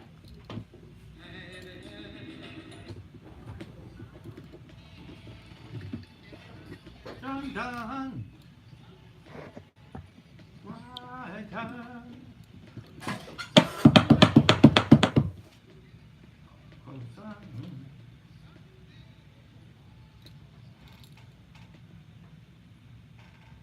You are tuned into the Talk of Chicago 1690 AM. I'm your host, Maze Jackson. Got my co-host, Todd Stroger, in the building. And Todd, we were off air and we were talking about the new CPS school board, the new chairman, Miguel Del Valle. We have two black he's energetic and an activist. Yes. Right? He is not the status quo. He is probably at the top of the active Latino progressiveness type of person, right? Yes, he is. Here's what I'm trying to help black people. He's Chuy Garcia before Chuy Garcia. Okay, got it. Here's what I'm trying to help black people see about power and power dynamics. Mayor Lightfoot, by looking at this list of people who are appointed to the school board, they appear, I hate to use this word, because it's a bad word that liberals use against us all the time. You know what they are? They appear to be, Todd? What? Qualified. Right? Now, qualified. I.e., they have educational backgrounds, ideas in how to deal with education, and then they have a point of contact in that the transition, the person that led Mayor Lightfoot's transition on education is part of this group. Now, here's what I want to explain to black people. And Todd, maybe you can help me. We talked about this off air. By appointing Miguel DeValle in this board, it appears to me as though Mayor Lightfoot is going to be going to this board for solutions on how to deal with CPS by hiring qualified people. So when you put Miguel Del Valle in the position of head of the school board, do you think he's going to passively sit by and just take ideas? Or will he be generating ideas that he will be funneling up to the mayor and then probably trying to force through on CPS? No, he will be generating and funneling. He's never been a person who was waiting to get direction. He's always been someone who is trying to make things happen as he sees it. So yeah, there's going to be some real activity out of it. Now, would you say that Miguel Del Valle is a representative of all people? Or would you say he is a representative of the Latino community? That was interesting. Well, I would say, like everybody, he comes from a certain area, and I'm certain that's his first love. But I think he has always seen the big picture. For one thing, he was a state senator, so he had to look at a big picture. So I wouldn't think that he will, he's more of one of those fighters for people who he thinks are not being served. So that's a big group. Have we seen him? When's the last time you saw him in the black community fighting for the one in four black kids that were undereducated? Have we ever seen him do that? I won't say that I'm not certain if he's been in the neighborhood, but I won't say he hasn't fought for it.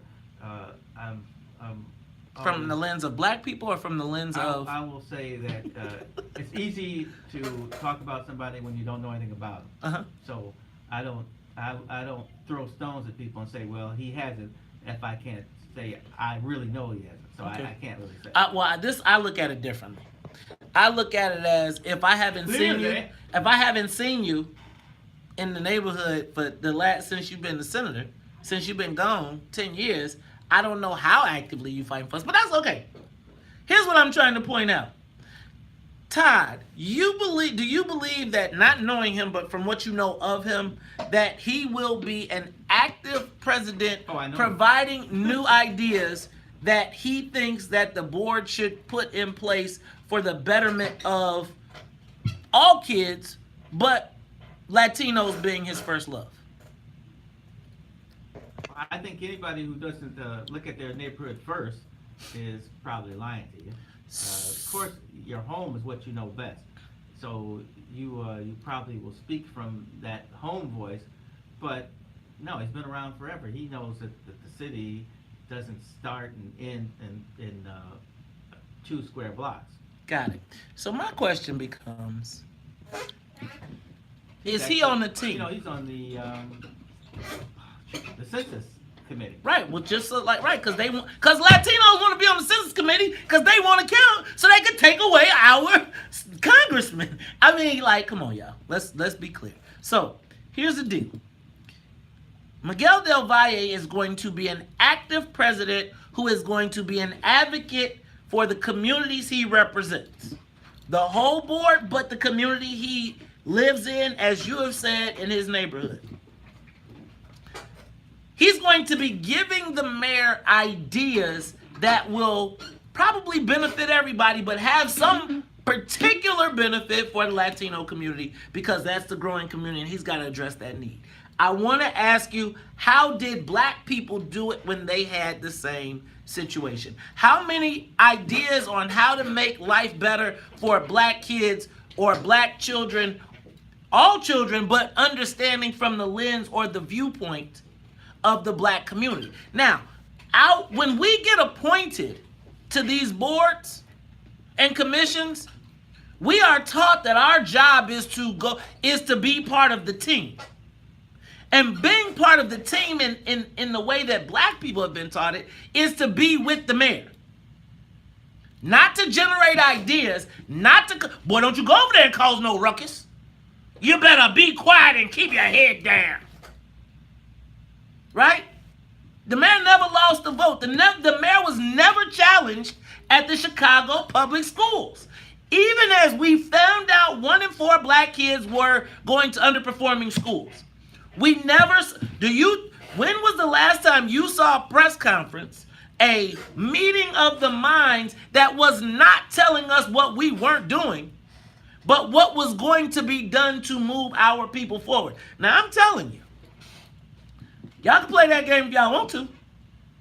Ask the Illinois Legislative Black Caucus about how the Latino Caucus got founded and what Latinos were originally part of the Black Caucus because they didn't have no help. And then they bounced out and started their own thing. And now look. I think that we like to continue to pretend like ain't nobody else looking. We are the only people that put every damn body else first. We got the board. Now you got 2 votes, and now everybody talking about Dwayne is not going to roll over. Well, Dwayne ain't got no majority no more. Count. Let's talk Chicago 1690. We'll be back. Live from the WVON newsroom. Okay. Who's Dwayne? Exactly. Dwayne Truss is the black man on the board. Oh, right. Yeah. So I don't think I know him. Right. I don't know him. No shade. But 2 black votes compared to 5 black votes, you ain't getting. You could have brought. I just feel like we're taught. Are you saying there were 5 black people? No, on that board? I'm saying there's 5 people on the team. I'm saying they had the majority, and we had. No, I'm saying. You saying there were 5 black people on the board before? Let's see. I don't think it was 5. I think it was. So you got Frank Clark. Yeah. Common's mom. You had Frank Clark, Common's mom.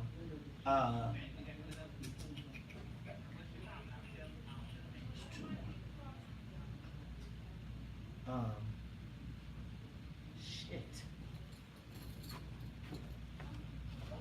Let me get my coffee now. Yeah. But the point becomes,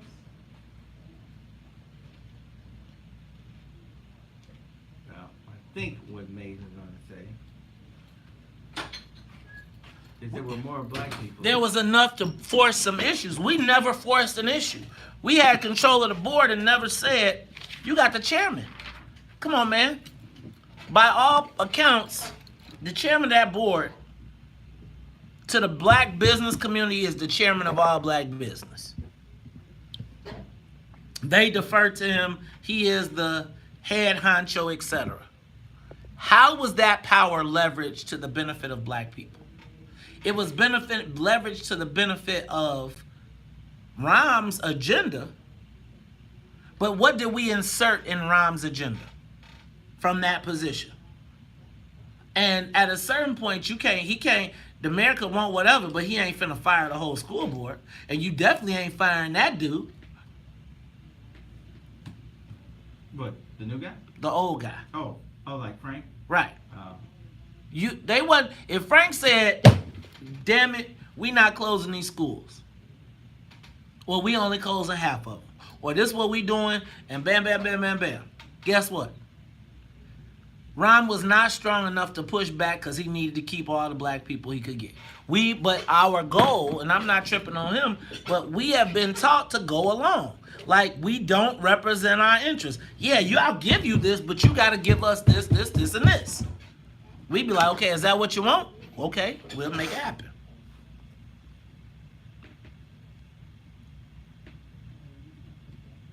It's what gets me so frustrated. All right, what's up, y'all? What up, Tiger? What up, Denise Russell? What up, Alvin Hicks? What up, DL Banks? What up, Marvin Hunter? What up, Leah Charrier? What up, Joshua Gray? What up, Nanette Doreen? What up, Mario Jones? What up, Tammy Jackson? What up, Alvin E. Norton? What up, Sister Zakia?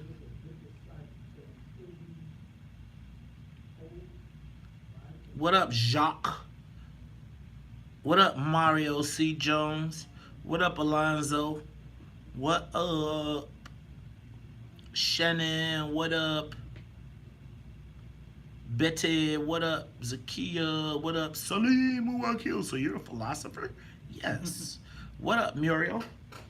What up, John Hunt? What up, Yashika Wadi? What up, Brother Patah? What up, Maisie?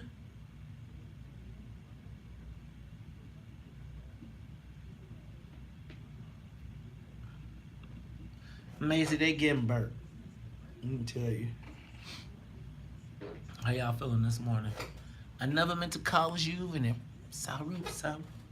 Y'all, let me say what's up to the what up, Corey Mack? What up, Kenneth Powell? What up, Dominique Hudson? What up, Sheila? What up, KD? Deacon, move on. Deacon, you can move your monkey ass right on. Bye. You don't like it. Poof. He's yawning because boring maze is very hard. Let me give it to him. Here, let me help him. I'm going to help him real quick. Maze is very hard to look at, but he keeps that camera on that ugly mug all the time. It's too low. Oh, that sounds like a little butthurt baby boy. Oh, are you trolling me now? Oh, you hurt my feelings. I'm so sad. What kind of deacon he is? You know, like, deacon your mouth. That's what kind of deacon he is. Deacon your mouth. Turn him on, channel punk. Y'all know. I'm gonna tell y'all. I be laughing at these. It's like, but what I've come to recognize is that we've developed a personal relationship with the morning show people. And so, like, I found myself, one day I had to be like, hold on, I don't even know these people. Right? Like, I don't even know you. Like, what I was like mad because I do care about what y'all think on the show sometimes. But then I be thinking like the troll, like, I be feeling like, you know what, I must be kind of important. Cause I'm gonna tell you, like I had the cameraman was talking smack. So right now everybody's trying to do these stunts to get social media views and try to get their stuff up. So I had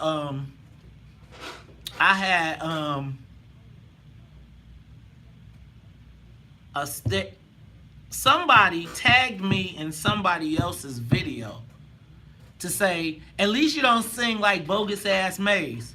And I was thinking to myself, like, you do realize that as you type that, you look like the groupie, right? Cause you on another man's page talking about, you don't sing like Maze. Now, don't get me started, cause you know some of this stuff make me nervous when these dudes be watching too tight, when they be paying too much attention. I be a little nervous. I'm just gonna tell you. I know my voice is a little high, but I'm just telling y'all.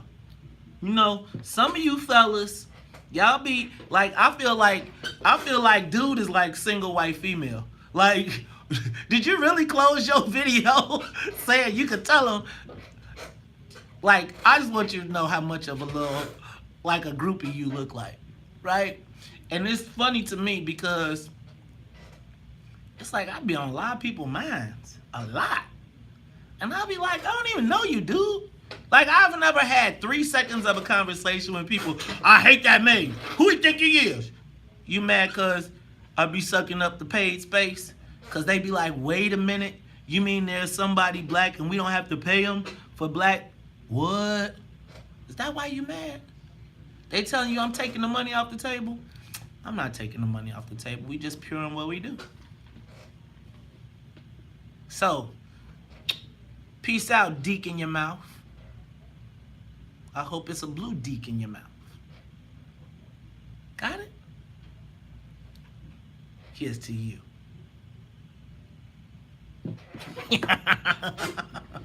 Y'all want to play troll? I'll troll you, monkey ass. I will troll you. Oh, we back?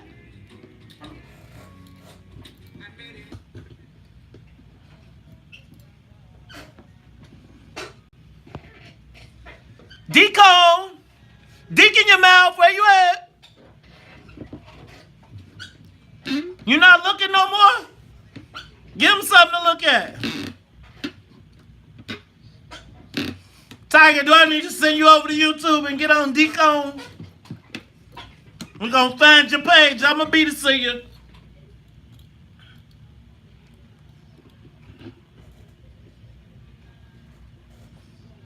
I think COINTELPRO be watching like, I could be him. Stan. You are tuned into the Talk of Chicago 1690 AM. I'm your host, Maze Jackson. Got my co-host, Todd Stroger, y'all. And it is right after, it's 7:39, y'all. We were talking about CPS. I want to just put a bow on that real quick. Here's the deal. Black folks, for all of my time in Chicago politics and learning this game, Todd, I've always been taught that you want to be on the team. Like, I remember just time and time again being told, be on the team, stick on the team, be on the team, be on the team, be on the team. But now as I look at the Chicago Public School Board, and now that we have gone, we only have 2 black members, we do not have the chair. I'm looking back at the people who we had before saying you were on the team. But whose team were you on? Because I want to know what were the positive outcomes for us. Now let me be very encouraging to the new school board, particularly Dwayne Truss and particularly Elizabeth Todd Breland, who are, from what I'm being told, the black members, and they have some extensive history. The challenge becomes that those are only 2 voices that are advocating now for black kids. We can hope that we build allies, but when we are in control, we really have to start asking, what does being on the team mean? Todd, do you know about being on the team? Yes, I've been on many a team. I love teams. And let me ask a question. In the political world, what does it mean for black people to be on the team? Well, I think it means the same for everybody, actually. It just depends on where you are on the chain. So there's somebody on top. So when I was the committeeman of the 8th Ward, if you're on the 8th Ward team, basically, I was, the guy who makes Make the rules. call. Yeah, Who's the black team now? Like, I'm talking about take it up a notch. Get out of the 8th Ward. Let's take it to the city. Right now, we're talking about the city. Who is the black team? What team? That's my point. So when black people get appointed, who are they working for? Whoever appointed them. And so therein becomes our challenge. Yes. When do we... See, I feel like this new school board is going to be presenting ideas. This is a different kind of team. This is like a working team that's qualified to give the mayor suggestions on what they think are the best case scenarios for black folks. And I just think that black people right now, we went from being in an advantage and not having to negotiate to get things for black people, or not having to negotiate, but being in the power position, to being people on the board that hope that our issues make the agenda.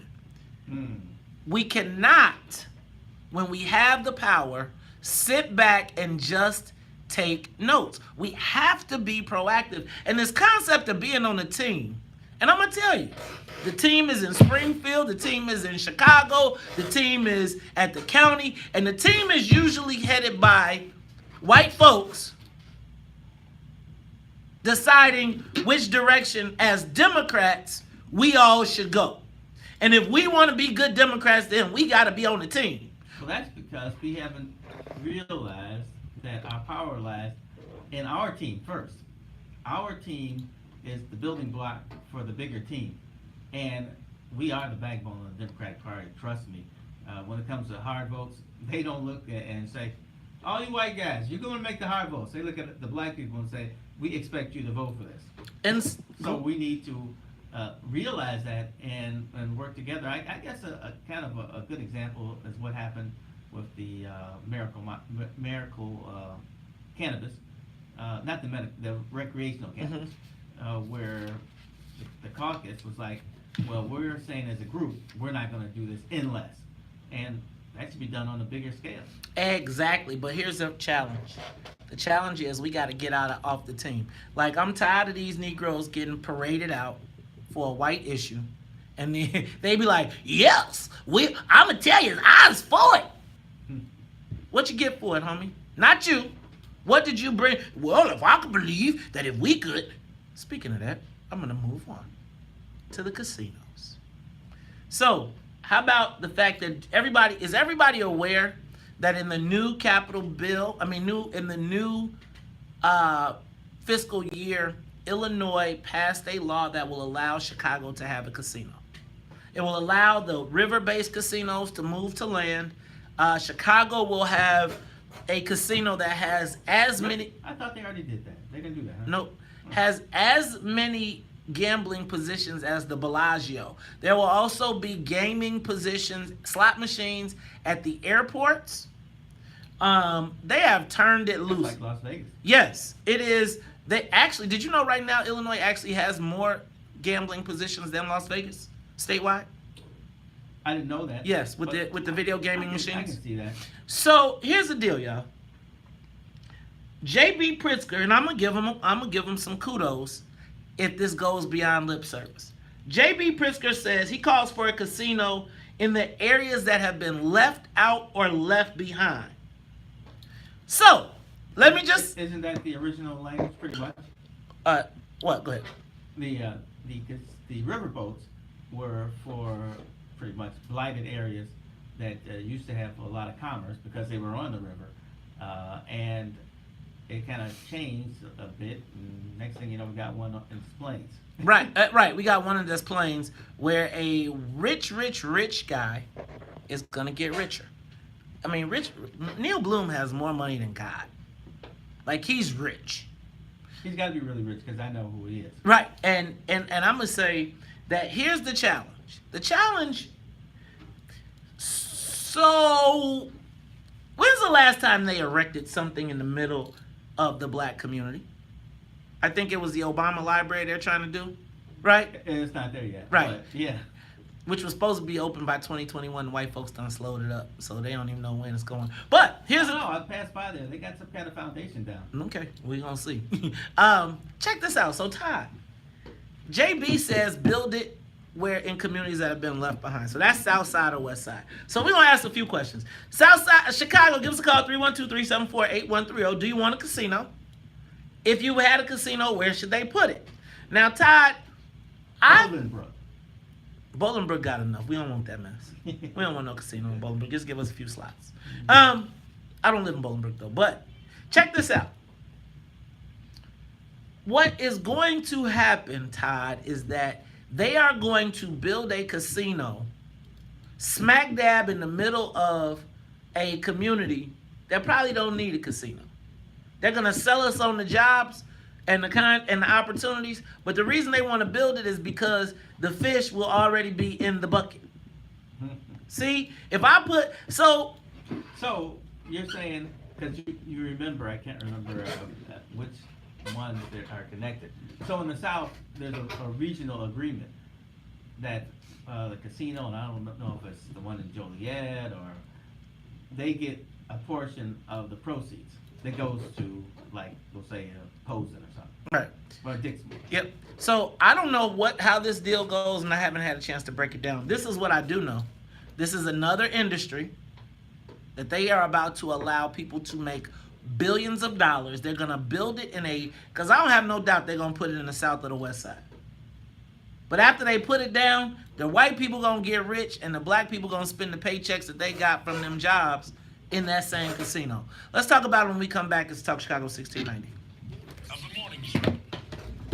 How do we win on a casino? Who were the black people? Yes, Emo made a statement, but did we get any slots? Did we get any spots? Who are the black casino owners and not that are already rich? This is an opportunity where you should be able to buy in for a small investment, and it should grow exponentially. Like, I feel like they should make that, if they're going to allow that, they need to make shares available, common shares available to people that can buy in for as little as blah, blah, blah, blah, blah. Well, I think I said before that Gail Franzen said he invested $50,000 in the Joliet boat. Now, a boat's a smaller thing, and it's not land-based, so whatever they're going to build is probably going to be more expensive, but $30,000 to $50,000 a person. And what did he get? Is he rich now? Oh, he got. Is he wealthy? The Joliet Casino was the most lucrative casino in Illinois. It was the first one, and they sold to some group, and now they live in Costa Rica or something. I don't know. Yeah, they got wealthy. Yeah. Off of a minimal investment.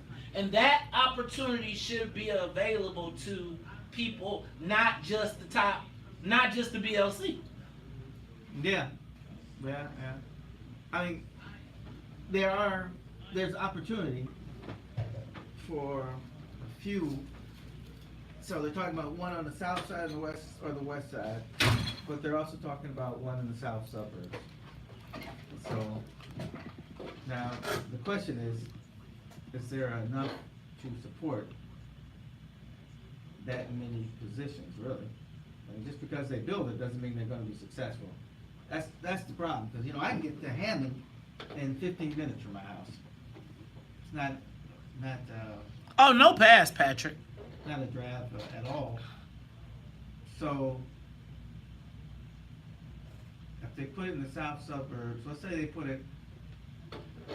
I can tell you now, Markham has a spot that's off of 290. Markham's gonna have challenges because of David Webb. They think that David Webb's not done. David Webb, right? But he got that all that bribery stuff. I know you're gonna say no, but shout out to Mayor Roger at Power, cause that's my dude, and I'm happy for you. But I don't know if it's going there. Yeah, but it's really the access. That's why they gonna build that bad boy right at the old McCormick Place. They gonna take that old McCormick Place building that looks like crap, knock that bad boy down, say it's on the south side, put that mug right across from the new transportation center that they just got $5 billion for, so that all the white folks can come from the airport, stay right there, walk to the casino, get all that money, Joe. Well, that'd be a city one. I'm talking about in the south suburbs. They're talking about, there was, if I remember it well, there's one in the city and one In this the bill? south suburb. Yeah. In this bill? Dum, dum, dum. Boom.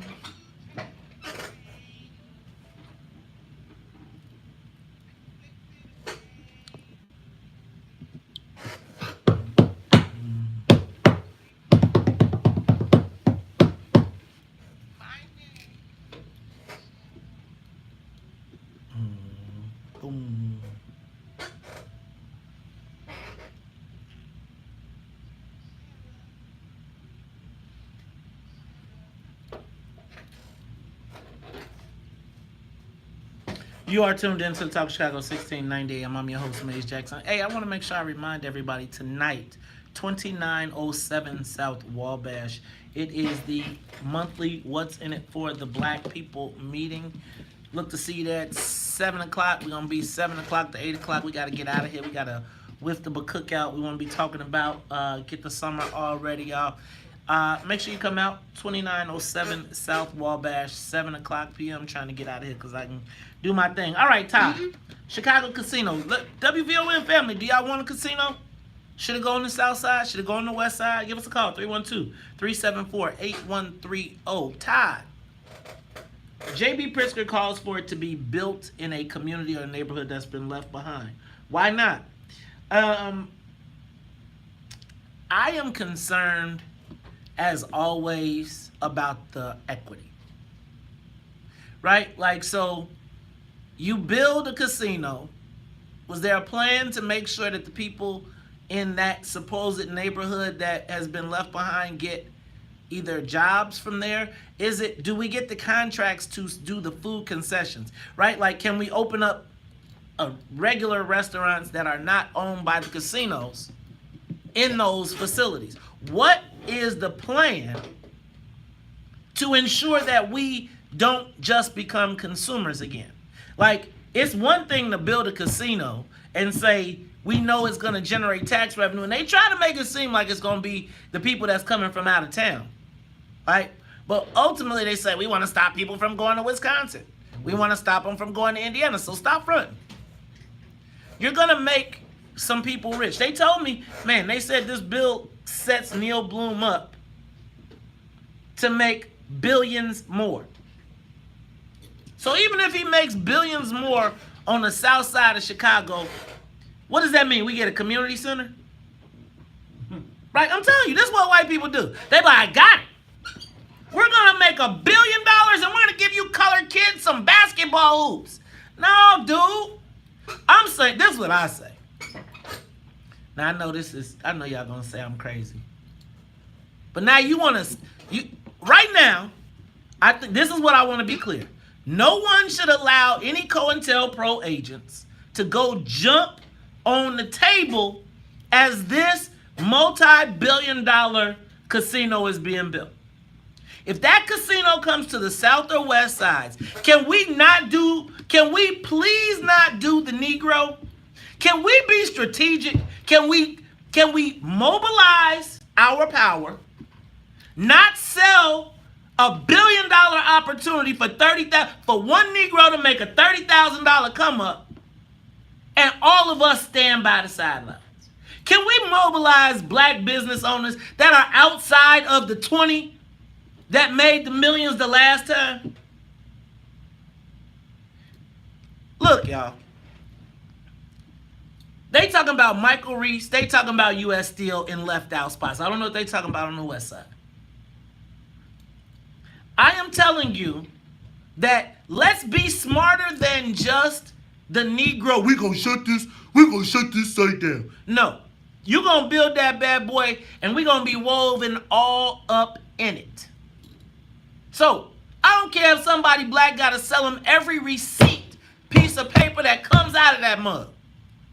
Can we not do we don't get no 20 jobs or these constructions, then them construction jobs going to be over as soon as they build that bad boy up. and Goofball will have absconded with $30,000, and we will be sitting here like, again, wondering how they build that big old project and get past us. Can we be smarter? I don't see anybody saying we don't want the casino. I am saying, like, who are the suppliers of who's selling the chips? Who's selling the cards? That's what I'm talking about. I'm not talking about just servants. I'm not talking about sweeping and mopping the floors. I'm talking about who is selling the barbecue, Chicago's barbecue, for all the tourists that's coming. Oh, y'all probably gonna let the Arab community get the chicken, right? I'm just saying. Who's gonna control the valet parking around that place? Who's doing the security? See, right now, white folks are scared that y'all they not even scared. They want to know what y'all want to know, what y'all want. How do we do this so it's win-win? I think that what the Black Caucus did with the cannabis was an example of what can be done if we stop taking the Negro role. If we stop taking Negro money and stop fighting with each other and say, hey, Mr. Bloom, Neil Bloom, is this thing on? We know you're trying to build a multi-billion-dollar casino in our neighborhood. All of us don't want $30,000. What we want is, Mr. Bloom, all these tough guys that want to tell you they'll shut down the site would rather put the floor tile down. Hey, Mr. Bloom, they'd rather, instead of shutting down the work site, we'd like to get the valet parking. You're going to make billions. Black folks. Man, I want to open, black people should own how many contracts are going to be let from that and broken out that we can have tangible outcomes? Am I crazy? No. I mean, like you're saying, there'll be restaurants, so they'll have linen service. They'll have to purchase, silverware and glasses and all that kind of stuff. There's uniforms. Shoot, people clean up. All kind of things that have to. So I want to be clear. $30,000 is not enough, Mr. Bloom. You can't pay the activists to scare everybody away. We smarter than that. We seen this game before. It's the Talk of Chicago 1690. We'll be back. Madison and Pulaski. You got the camera. Madison and Pulaski. Oh, that'd be interesting, all right. They can take over Bad Bell. Mm-hmm. Yeah. I don't know if it's going to go to Madison and Pulaski. That Michael Reese site has been sitting there forever. Now, that's not a blighted area by any means, except for that site. that site might be blighted. But the problem is U.S. Steel, is that going to Garza or is that Michelle Harris? So if it's U.S. Steel, then you got to remap. So U.S. Steel, even with the remap, the 10th Ward's an interesting thing because it's stuck at the end there. So it's not like there's a lot of room for expansion and crossing the bridge and all that kind of stuff. I feel like the 10th Ward, what you do is you give her a small pocket of black folks because that land is empty. So it ain't no population there. You just got to loop it in, right? So Michelle Harris just says, all right, I got seniority, or when they draw the map. Now, see, the problem is with Lori, if y'all give up Lori all the power, then when it's time to go to map, she's not going to prove it. The ward's not close at all. It's not. So then what, we got to get it into a black. It's the 7th Ward. Okay, so then we got to get it in the 7th Ward. And you loop it in, and then as part of the deal of looping it in, is like, man, we ain't moving till... It's in the 7th Ward now, actually. Is it? Yeah, maybe part of it. Oh, right, the 7th Ward, because Sandy Jackson had it. That's right. Who's Stanley Jackson? Sandy. Oh, yeah. That's right. I apologize. My fault, y'all. So you keep it in the 7th Ward, and you put it at the U.S. Steel site, which would, the problem with the U.S. Steel site is, wait, that's right off of, you can get off of the Lakeshore Drive. I think. Oh yeah, they they already built it. So right. I'm gonna tell you. They're just waiting for something to happen. I really think that the site that they probably gonna try to go for though is Michael Reese. Because if they go after Michael Reese, then they fill in, they close the last big hole in the South Loop. Yeah. Right? Like they can put a bow on the South Loop, and then you ain't gonna probably get a bigger project. Not that they got. No, they can't put the bow on the South Loop until they build their new high school. Oh, right. But they're gonna put Hey, maybe they'll put the high school in the casino. the School of Vice. The School of Vice. That would be good. What up?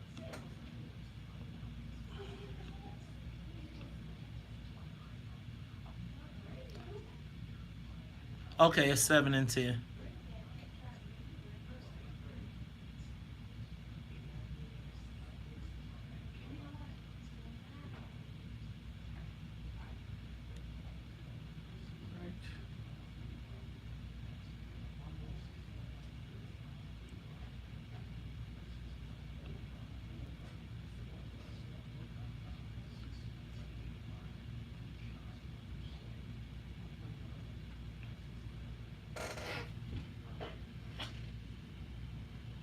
They take from the poor and try to give it to the rich. It will not benefit the masses. Just bring more misery.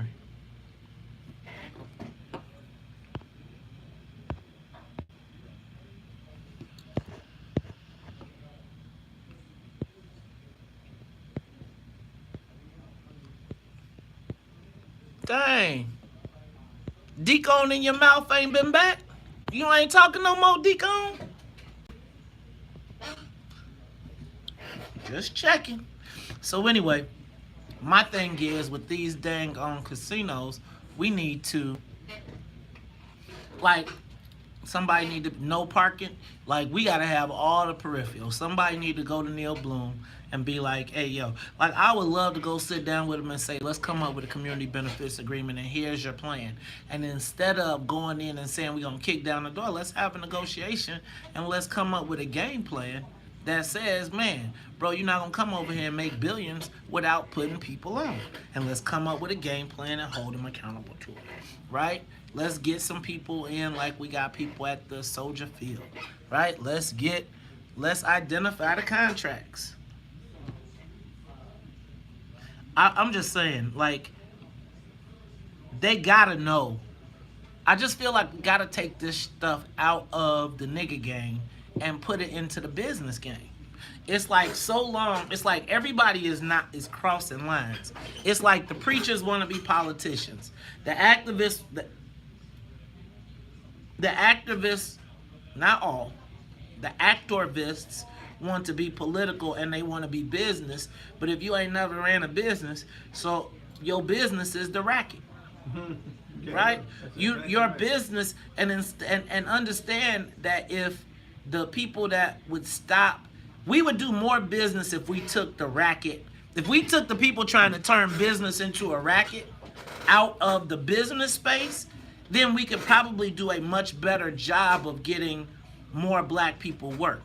Again, if we come and we can identify people who could do them, but you got a loudmouth video camera. Like, have you ever been in a real negotiation where somebody jumped on the table? At what point do you think anybody's going to take you seriously? Now they just be like, get this nigga out of my office. How much does it cost to make this nigga go away? Give it to him. Because we got billions to make. So I can give him $30,000 and I ain't got to hire nobody? Please come jump on the table again.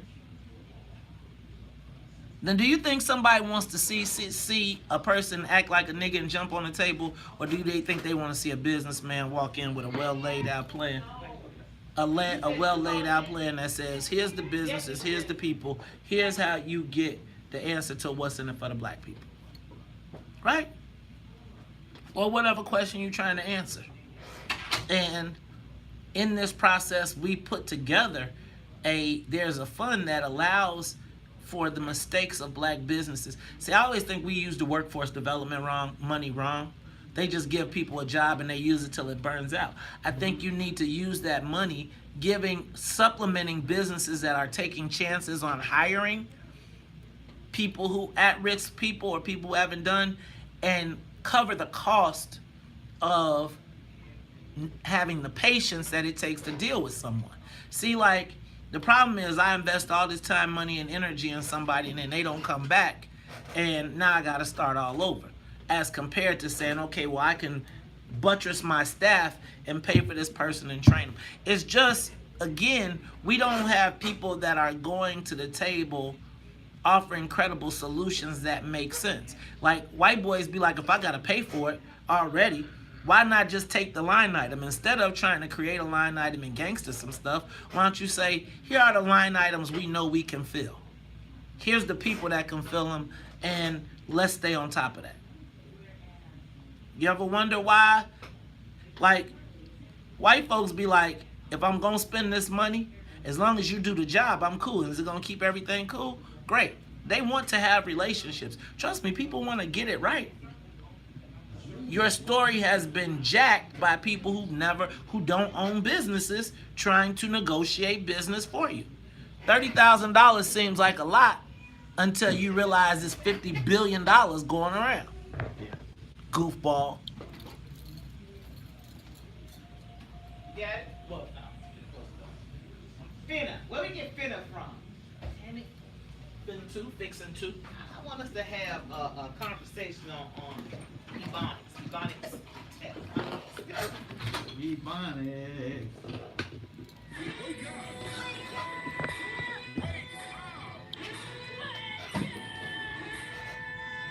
Rise and shine with the WVON Morning Show. Wake up. Featuring Maze Jackson. Do you understand the words that are coming out of my mouth? The WVON Morning Show.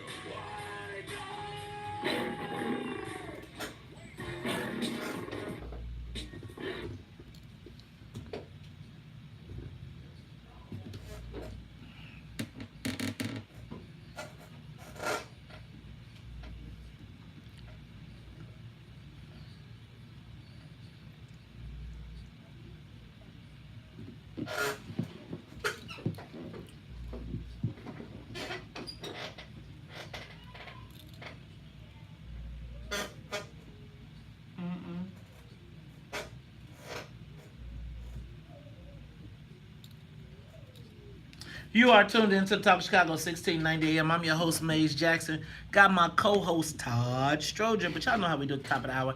Gotta say what's up to the WVON Morning Show team. What's up to Annette Flournoy in the newsroom, as well as the Wonder Twins. That's right, Sonia Escobar and Miss Sonia Tompkins. And we are, I was just talking about that casino, y'all. We gotta be smarter. That casino is coming. So here's the thing. We have to be smarter this time than just allowing another multi-billion dollar industry enter into our community and taking $30,000 as the end-all be-all. We have to be smarter. We have to approach this as a business moment, a business deal with the black community, not a ninja deal with the black community. Am I making sense here, Todd? I think you are. You know what they say about fishing or getting a fish. Yeah, we want this to last. We want these to be sustainable jobs that keep on giving as time goes on, and people can build something out of it, and hire people from the neighborhoods, all that kind of stuff. And you're talking real money. This is real money that's going to be flowing. Casinos make money, but they spend a ton of money. They spend money on everything from marketing. Man, if you go to Las Vegas and use the advertising agencies in Las Vegas, make so much money. right? You think about the peripheral opportunities. And I'm going to tell you, it's going to be some fool that's going to go say, we're going to shut down the work site. We're going to shut this down if you don't give me some jobs. No jobs. Forget the jobs, I'll just take the money. And we will watch as white folks drive in and out of our neighborhood, taking money, leaving money, and we are left out. Let's go to the phone lines. Rick, you're on the top of Chicago, 1690 AM. What you think, my man? What's up with this casino? Yeah, it's concessions, Oh,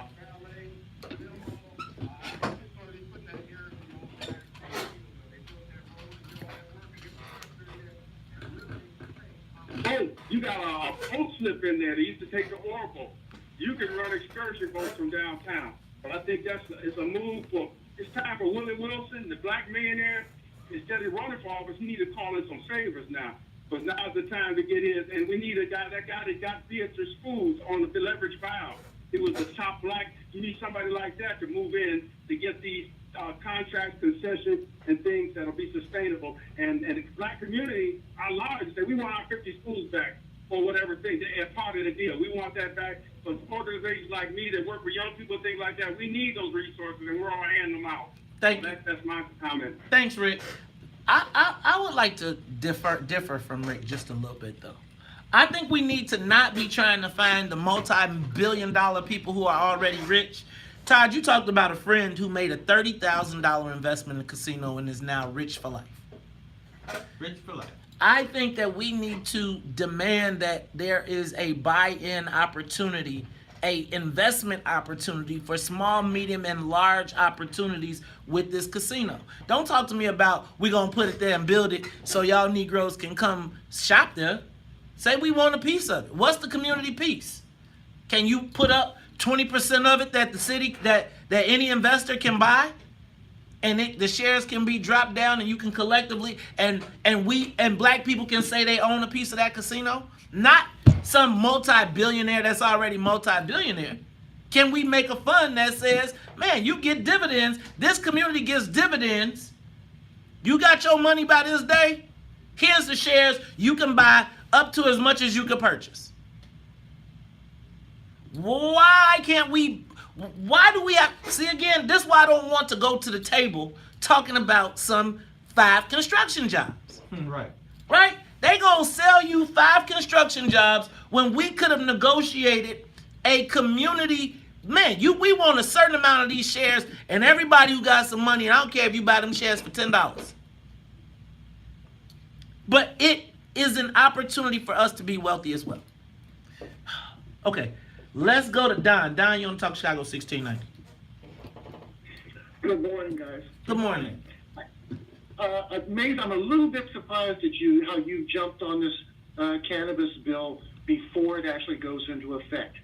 There's some real wrinkles in this bill, and I think a year from now we're going to look back and say it sounded really good. So I'm going to give you an example. One of the things in this bill says that the owner of properties can say you can't smoke here. What's going to happen when Pangea says you can't smoke in these properties? It says the owner of your company says you can't smoke here. What's going to happen when Melody says, I don't think you should be allowed to smoke here? Well, let me just say, I think Melody already said we can't smoke here, and I'm gonna be clear that I don't think that anybody gonna be standing outside smoking. And the other thing is, I think when you talk about when you're renting, it's like there's a difference between renting and owning. So if Pangea says you can't smoke, if I have a place, you can't smoke in my place that I'm renting to you. I'm glad that it's legal and my cousins smoke every day. But if I got to pay for the walls, I got to pay for the paint, I'm setting the rules for my property. Now, you don't like it? Move where you want to move. All right, let's go to Harold Lucas. Harold, you want to Talk Chicago 1690. Good morning, gentlemen. Good morning. All I've heard this morning is the plantation politics, Negro share perspective on this issue. I brought this issue up, first of all, State Rep Cam Buckner had an issue dealing with tearing down part of McCormick Place and doing a new build over at 22nd Street. And the mayor objected to how that was structured. But I think it's deeper than that because it's all about the real estate land grab. And so what I'm recommending is a counter land grab strategy by working to save and preserve the Washington Park National Bank building at 63rd and Cottage Grove and making it a community-owned casino and build it out from that interior. Now, and I'm suggesting that before the University of Chicago completely regentrifies Woodlawn, anchored by the USC-controlled Obama Presidential Library Center in Jackson Park. That's a land grab. Let's be clear. Thank you, Brother Lucas. Thank you, Brother Lucas. We appreciate it.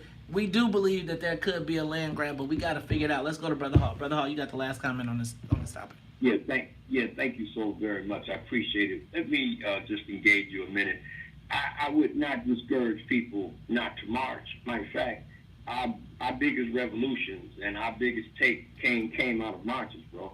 You know, so I'm going to march whenever it's time to march. Why am I going to march? Because we don't own no chips. We don't own anything. We might have a security firm. Hey, Brother Hall, can I jump in real quick? Sure. Let me be clear that I'm not against marching, but I think that the challenge becomes, who are we marching behind and what are we marching for?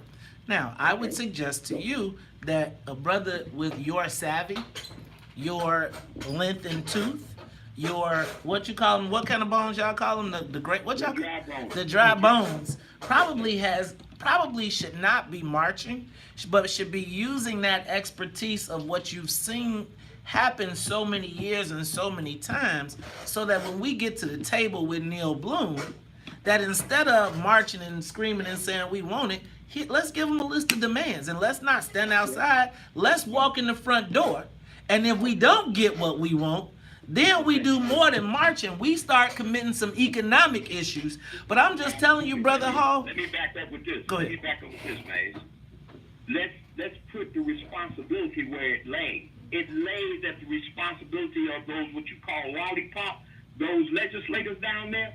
They're the ones should have that in the language. Don't blame us. Don't blame the folks. We need jobs. That's what our people need. They need JOBs. Okay? They don't own no chips. They don't own none of that, bro. And so what I'm saying to you is that I agree with what you're saying. You need to negotiate before you protest. But at the same token, protesting has always been effective. You don't believe me? Ask Reverend Jackson. I appreciate you, Brother Hall. We got to go to traffic and the weather. We'll be back. More of the No morning weather. show with Maze. Weather is at the bottoms and tops. Todd Stroger. Man, Brother Hall has a point, but I think he's off of it. What we need is business owners. This job thing always sounds great, but what you need somebody who has a business, who controls who gets hired, who controls the dynamic of how the money can flow through your neighborhood. Anybody could get a job, but that doesn't mean they're going to hire people who look like you. That doesn't mean they're going to be, they're not going to be, well, this is what happens in the white neighborhoods, you know. Something comes open down the street, you call Jim, hey Jim, my son Bob just got out of school. Do you think you can give him a shot? He's like, yeah, we got an opening. Or it's like, oh man, we'll start him as an intern. Get him to know the job, and then when he graduates, he can come and work for us, or something like that. I mean, you need business people who are going to be looking out for the greater good of the community, and those are the people who are going to do the hiring. And no, it's not.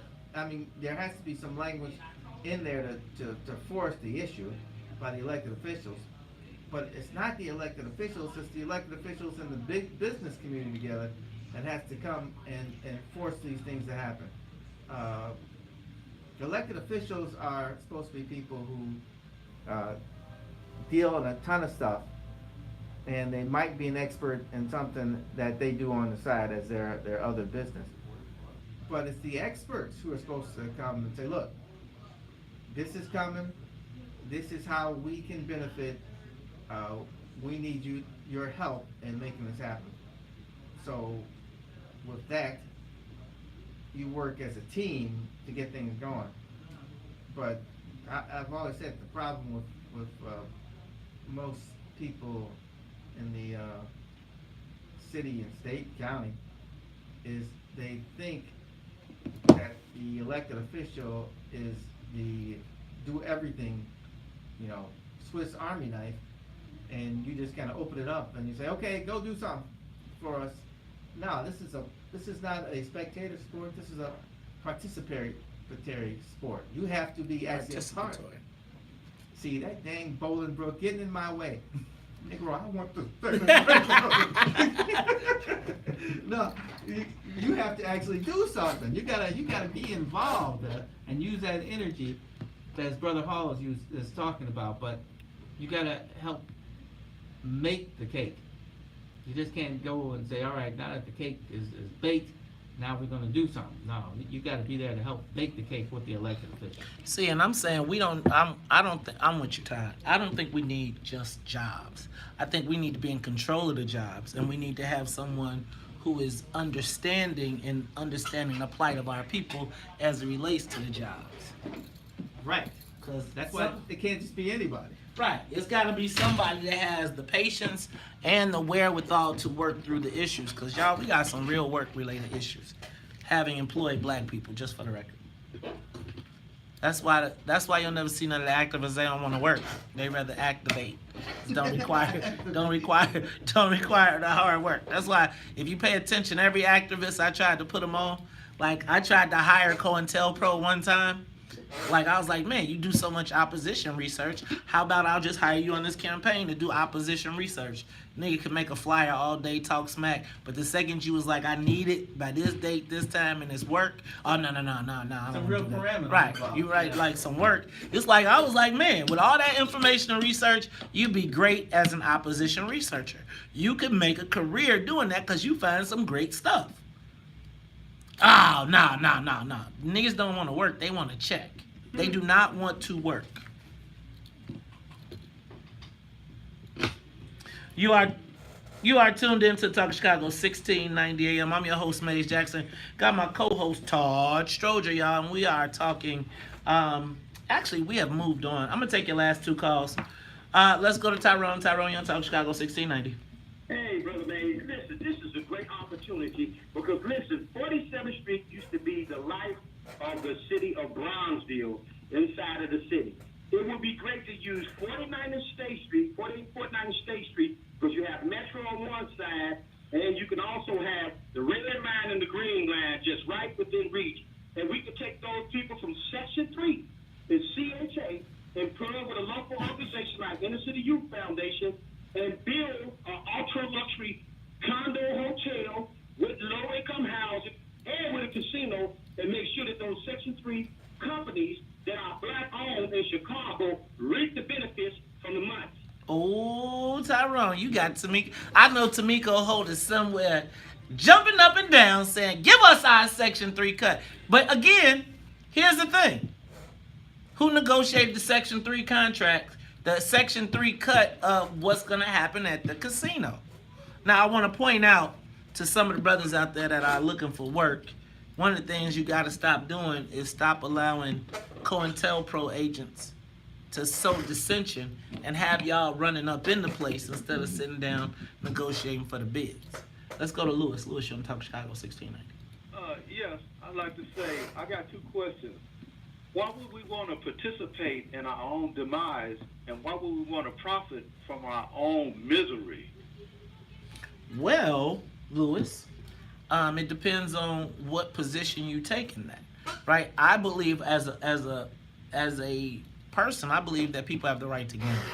They have the right to do what they want to do with their money. I often think of I don't necessarily think about the consumer, but what will the owner do? What does the owner provide jobs? Will they provide work? Will they provide long-term sustained opportunities and ownership opportunities? So I look at it differently. You know it's coming. You know they're gonna put it in somewhere close to where we can get it.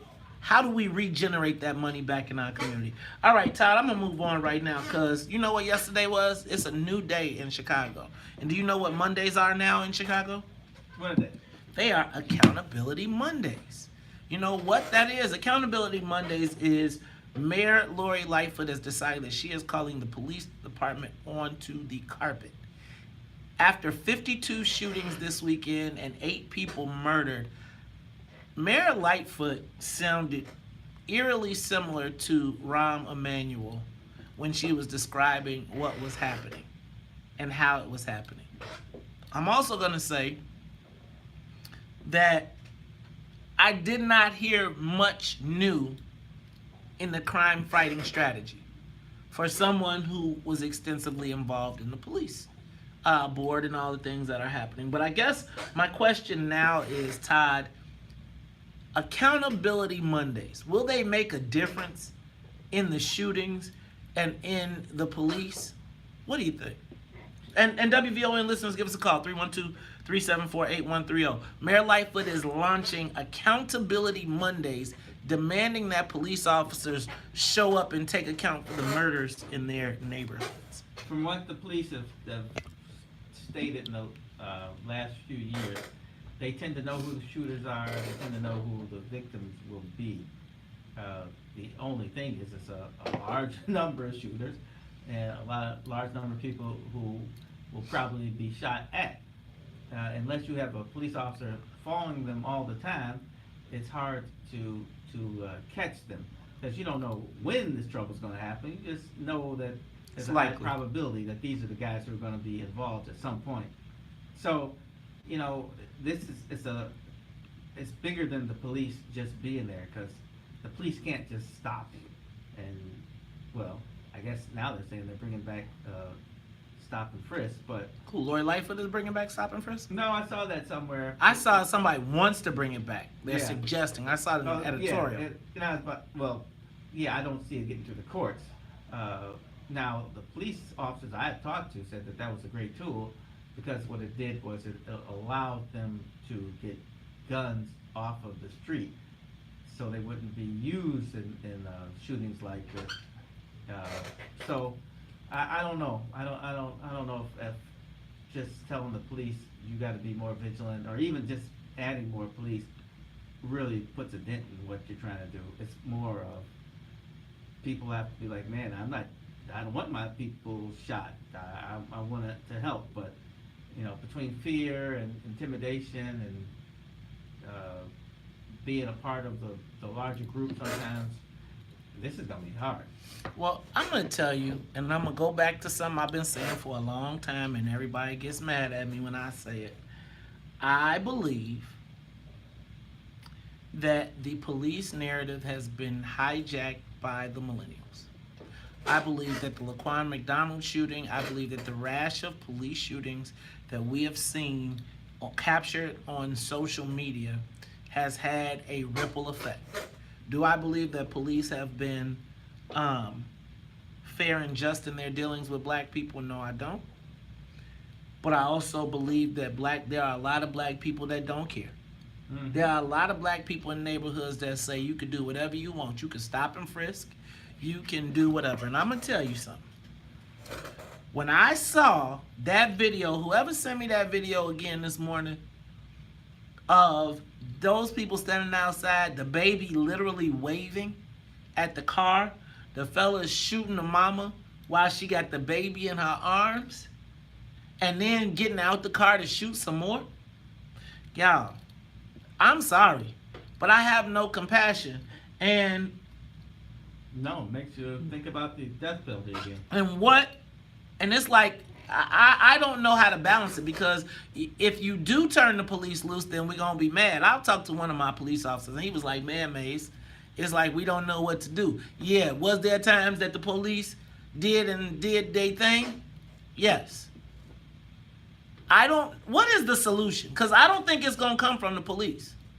I don't think the mayor has a solution, and I don't think that Eddie Johnson is going to have a solution. And I think even if you swap Eddie Johnson out, that is not going to deal, because what you are suggesting is that if you want a police chief that's tougher on crime, right? Didn't you have Gary McCarthy? You didn't want him. Not saying that you need him, but what is the game plan? I'll tell you what the game plan is right now. The game plan is to celebrate National Cheese Month. Because that's right, Giordano's is in the building. They got cheese pizza. We about to get it in. And then, cheese, more cheese, please, sir. And when we come back, we going to talk to Giordano's. Plus, we'll continue this conversation as well as ask the question, are they trying to put cars? Then we're going to talk about Ed Burke's decision to appoint Judge Michael Gerber in spite of all of his negative reviews. This is Talk Chicago 1690. We'll be back. Live from the WVON News. All right, y'all, we going to get some pizza. Y'all want to go with us to get some piazza? Come on, let's go get some piazza. Y'all want to say hi to Sonia? Say hi to Sonia. There's Sonia Escobar right there. Pizza? Ramon is here. Where's the pizza? It's in there. I want to see the pizza. What's up, Ramon? Ramon, show us the pizza, man. What's up with the pizza? All right. Now, Giordano's is here, y'all, to celebrate with us. It's National Cheese Day. It is National Cheese Day. Woo, look at that. Giordano's. Now, you know Giordano's is a hood classic, right? You know the brothers love Giordano's. Now, what kind of, we got cheese pizza? Cheese on Cheese Day. Cheese on cheese on cheese. Now, pull it up. Let me we got the long grip. Make it happen. Make the cheese with the stretch.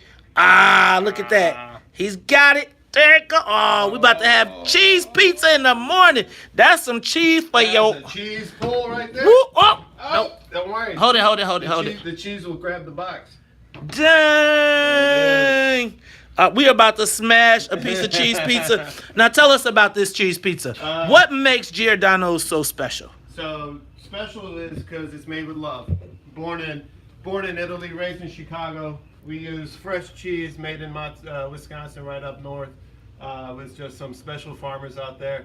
Our tomatoes are grown in Northern California just for us. The cheese is a proprietary blend of whole milk, skim milk that only we use. And it's a family affair. All right, you gonna come in and sit with us for a minute and tell us about National Cheese Day? All right, cover this pizza up, please. All right. So that we don't make it messed up. This is How are you? Todd. Todd, nice to meet you, Ramon. Ramon, scoot over. There you are on International Facebook Live. If you scoot over right here. Sure. My hand is right there. Bam, you can see yourself on the camera. All right. Now, y'all, I'm going to tell you, remember, I think, how many people's first date was at a Giordano's? Did any of you all ever go out to Giordano's?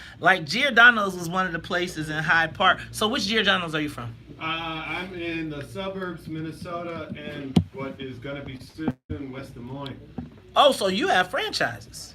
Well, we're on the corporate side, but we do have franchises and corporate locations. Yeah. So, is it true that D Rose is an investor? Still, is he still? Or he was definitely part of the company when it first came out. Came over about 6-7 years ago with our new owners, and I believe he's still involved with the ownership. Yeah. Okay, cool. All right, awesome. Well, you are here to celebrate Cheese Day, so I'm gonna give you about 3 minutes. You can talk about it, tell us all the good stuff. For sure. How about it? Hey, y'all, we made the big time. Giordano. Look, y'all, I got pizza from Giordano's. And it's, man, you should have seen that cheese pull. I mean, you're going to have to play that back. You know what? That would have been a bomb boomerang. That would have been a great Instagram boomerang. I might see if I can clip that. All right, y'all. Okie doke. Ramon. Todd, can you make sure Ramon can hear? There's your volume is right over there. Oh, yeah. Matter of fact, get those. Put that down. Might as well fool around with your volume right in front of you. Oh, there you go. Appreciate it, Todd. Oh.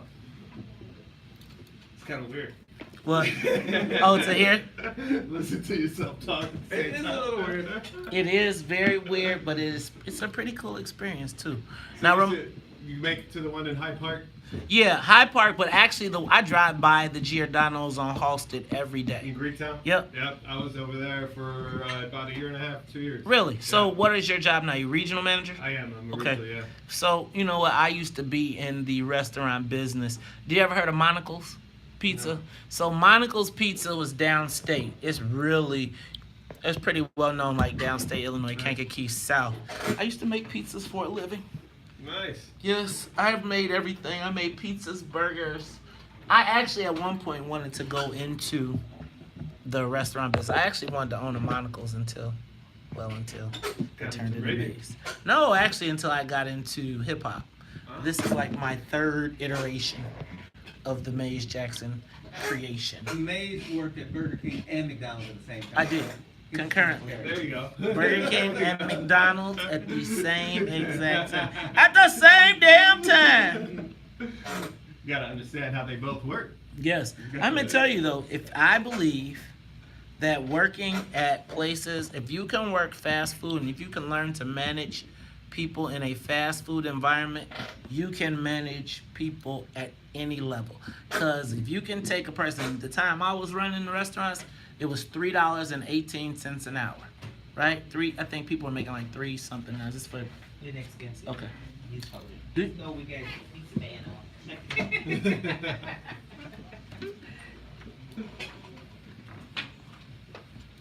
All right, we should be on. You should hear yourself now. Yeah. This is us.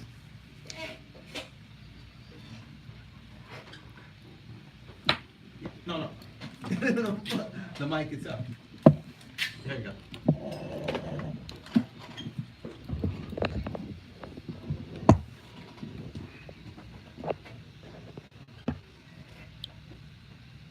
Hey! That's a Fred song.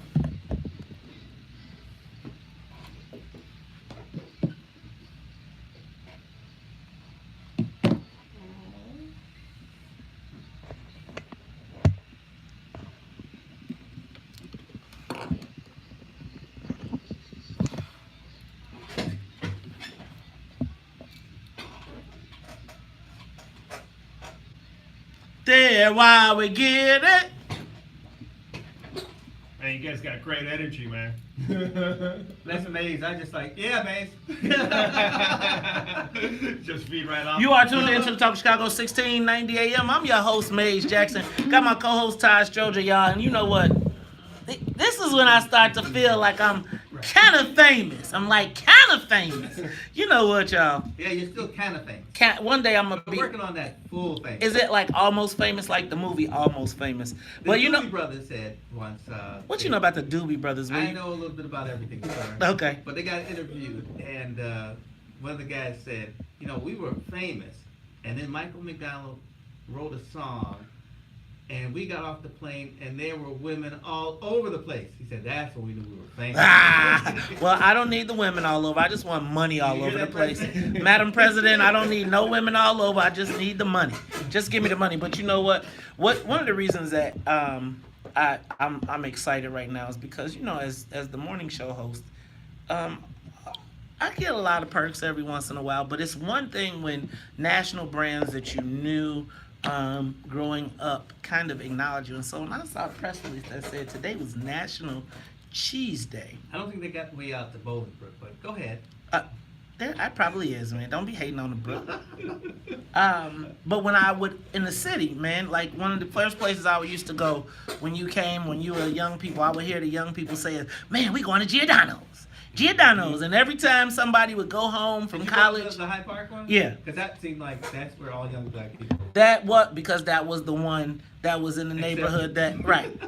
And it was in Hyde Park, and it was a good place. But when we got the email that said today was National Cheese Month, and Ramon was gonna stop by and bring us some cheese pizzas from Giordano's, I could not resist because I was like, hey man, ain't that D Rose? Ain't that everybody I know loves Giordano's? So here to talk to us a little bit about what is going on in National Cheese Day, and maybe you're going to pick up one of these cheese. Y'all should have seen the cheese pool. I think it might have been a 3-foot cheese pool when we do it. You gotta go back to the Facebook Live.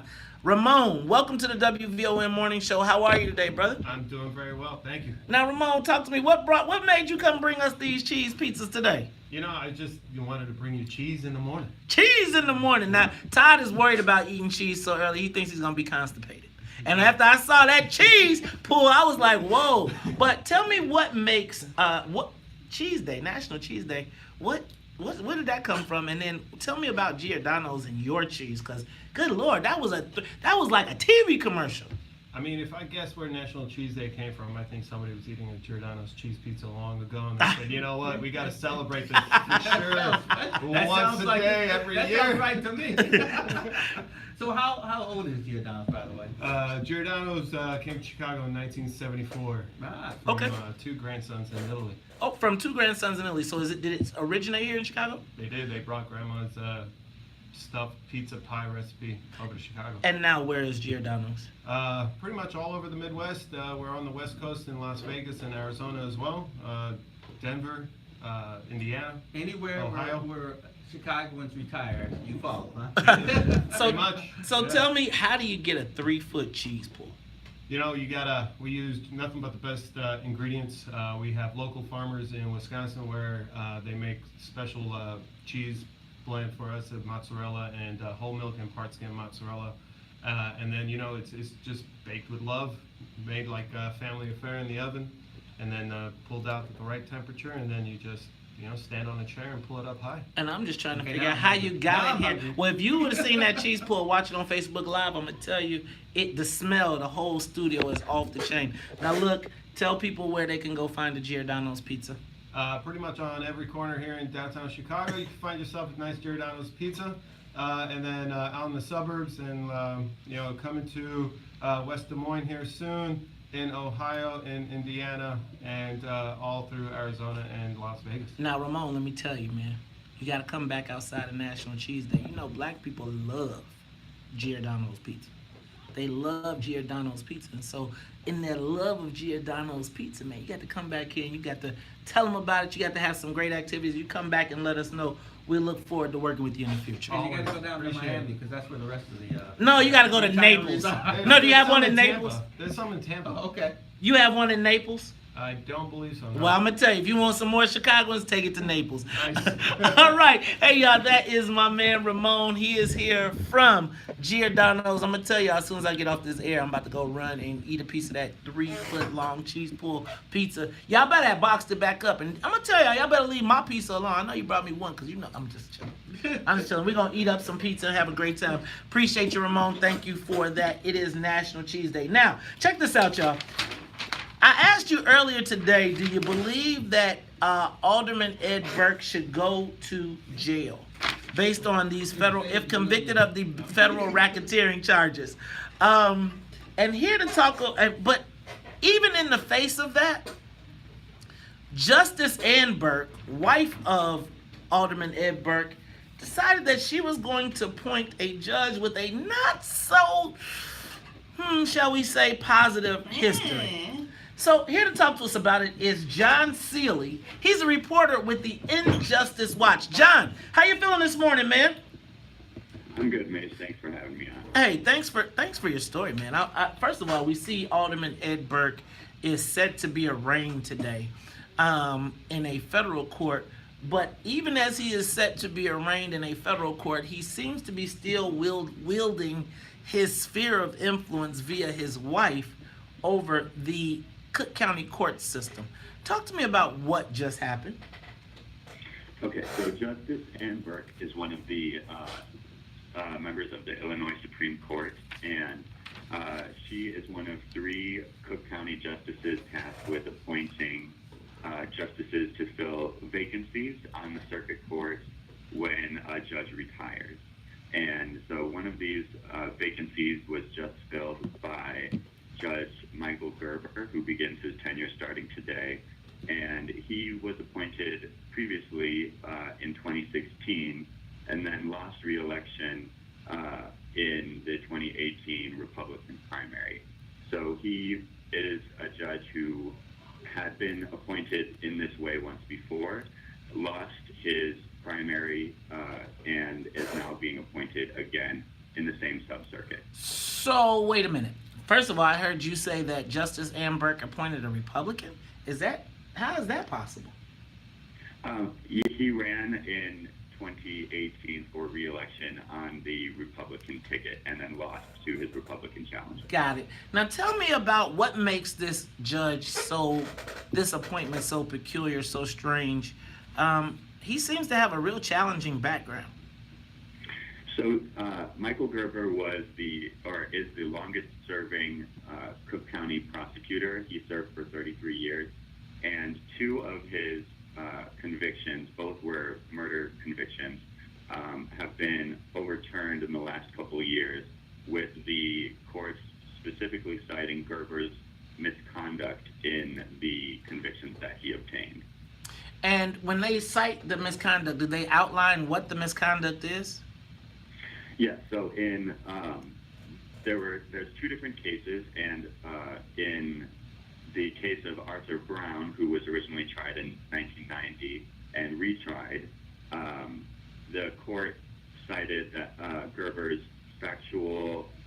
he made statements at the second trial that factually contradicted evidence that came out at the first trial.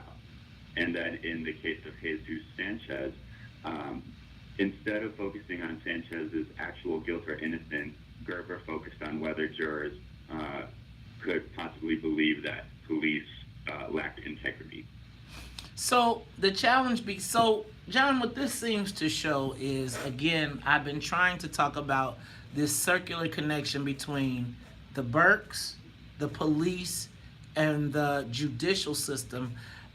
It seems to me that with everything that we are seeing about criminal justice reform, about all of these exonerations, Justice Burke would be a little bit more judicious, pun intended, in the people that she's selecting for appointment to the court.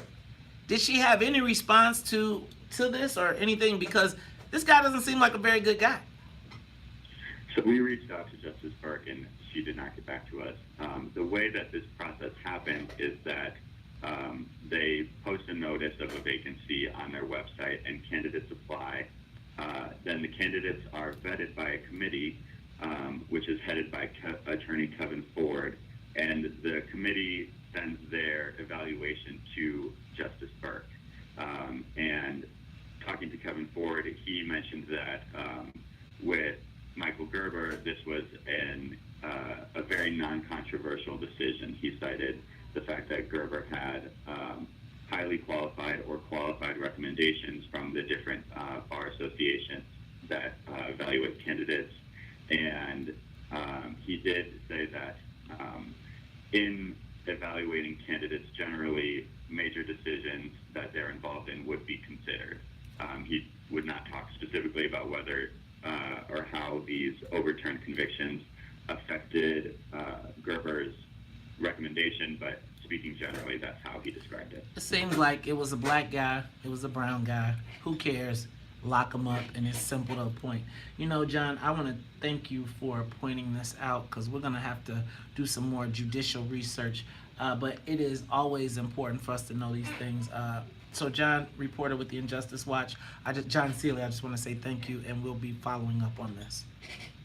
All right, thank you for having me on. Thanks, man. Hey, it's Talk Chicago 1690. We'll be back. More of the morning show with Bass Jackson. He was like, oh, you can't possibly believe that that the police would kill a Negro unjustly. Have you met these niggas? And Kevin Ford, who the hell is Kevin Ford? Probably Kevin Ford Burke, probably a very good laddie, who is the son of John Birch. Yeah, boy. That's quite the web you started to weave there, boy. All the tangled webs we weave. That is interesting. I wonder if the spot has to be assigned to a Republican, or it's just that he's part of the old guard so long he just moved out to Palatine. Right. He moved to where he thought it would be less competition, and then ran as whatever. Palatine, man, they gave me hell. Right. They do all black people, I guess. But my thing with Palatine is, again, so is that what one of them police chiefs out? Palatine should be struggling for services.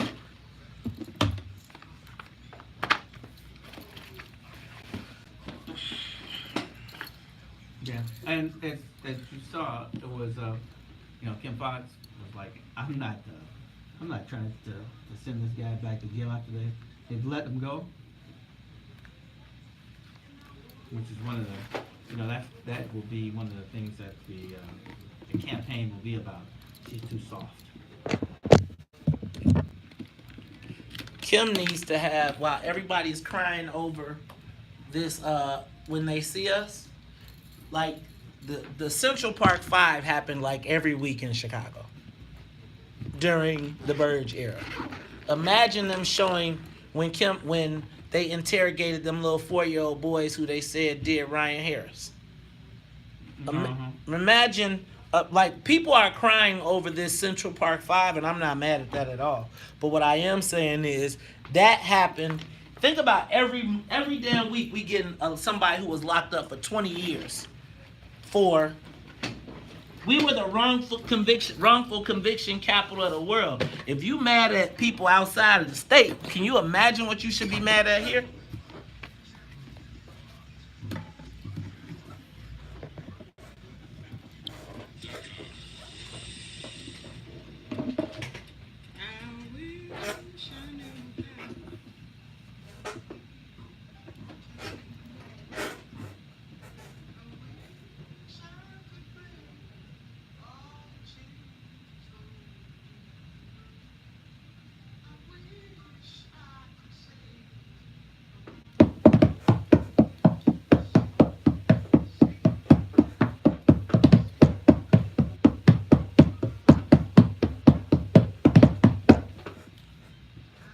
You are tuned into Talk Chicago 1690 AM. I'm your host, Maze Jackson.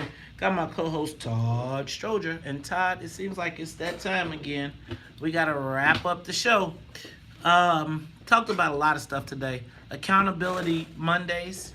I don't know if the police have a solution to the violence. And I really think that there needs to be a real conversation with black folks. Because y'all all sending me the pictures of this murder of a black, but them was black people. Everybody in that son of a gun was black. I think the kid killers, am I wrong for saying this, that kid killers gotta get killed, should be killed? Like, if you don't have a respect for the life of children, like they saw that girl with that baby in her hands. We gotta deal with that. And I don't think that, it seemed like when I was listening to Mayor Lightfoot yesterday, I don't know if she has a full grip on it. I don't. School board, y'all, we got a rainbow coalition. A rainbow coalition of everybody on this list, Todd, has some sort of education background. Why does it seem like when we had black people, when black people were in control of the board, they were on the team, but they weren't on our team. They were on the mayor's team. Now, we got a rainbow coalition where we got to put together a coalition to get something for the black kids. This is an example of when we have the power and we don't accept it. We don't take it. We don't use it to full advantage.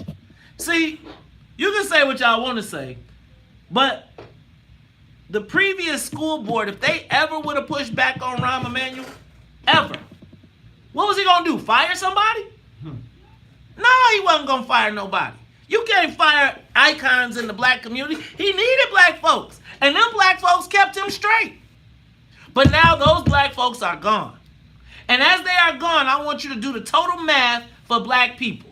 We have in 8 years, 1 in 4 black kids is in a failing or underperforming school.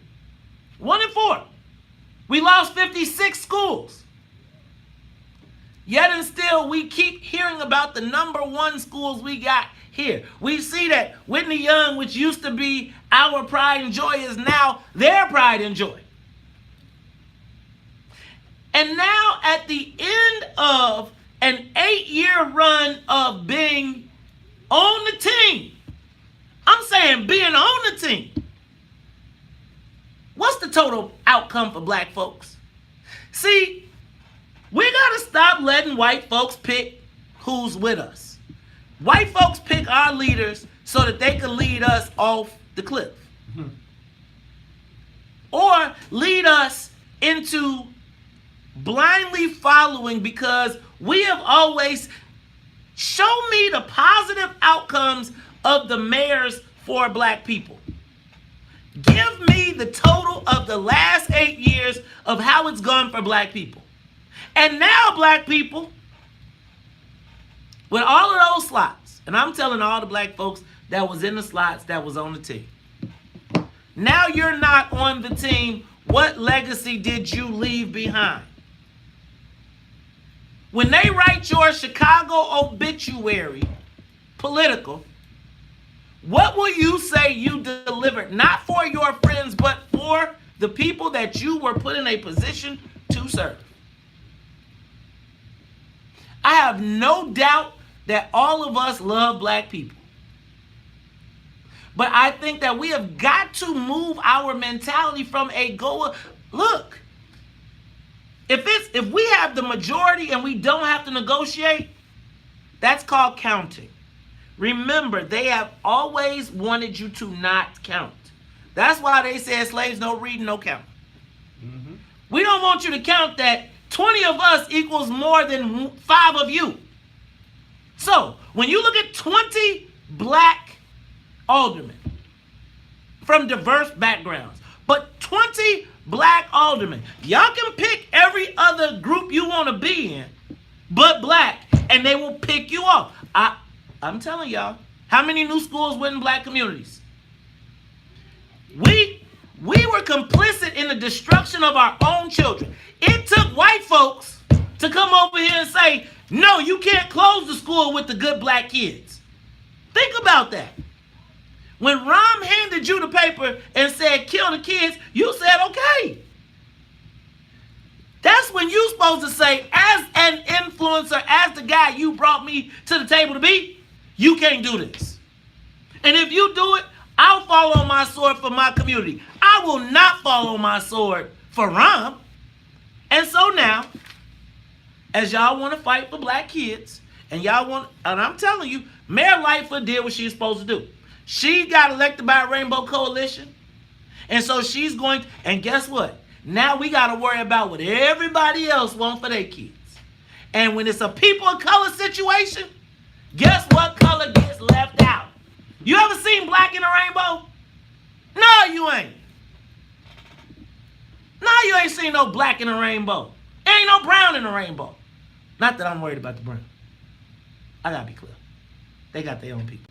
They got Miguel Del Valle, right? And Miguel finna be on some G stuff. And then all the black people gonna be sitting around, I'm gonna tell you, they're gonna be like, we need a Latin studies program in every school and everybody, and I'm gonna be like, that's some bull. And then I'm gonna say, but we didn't even teach the black kids Swahili. Right. We gave away do something. We still, with y'all. That's why I gotta stop messing with y'all, because y'all get me all worked up. Then I got to go out here and talk to these white people. Oh, God. Hey, y'all, for the WVON Morning Show, for Nepal Noy in the newsroom, for the Wonder Twins, Sonia Escobar and Sonia Tompkins, for the president of Chicago Radio, who is up next. That's right, if y'all don't know who that is, that's the one and only Cliff Kelly. Some people call him the governor. I say the president. Todd Stroger, he's my co-host. And if you don't like it, you can still tell him. May said, we out of here. Peace. Where's Deke in your mouth? You still gone? You ain't come back, Deke in your mouth? Peace out.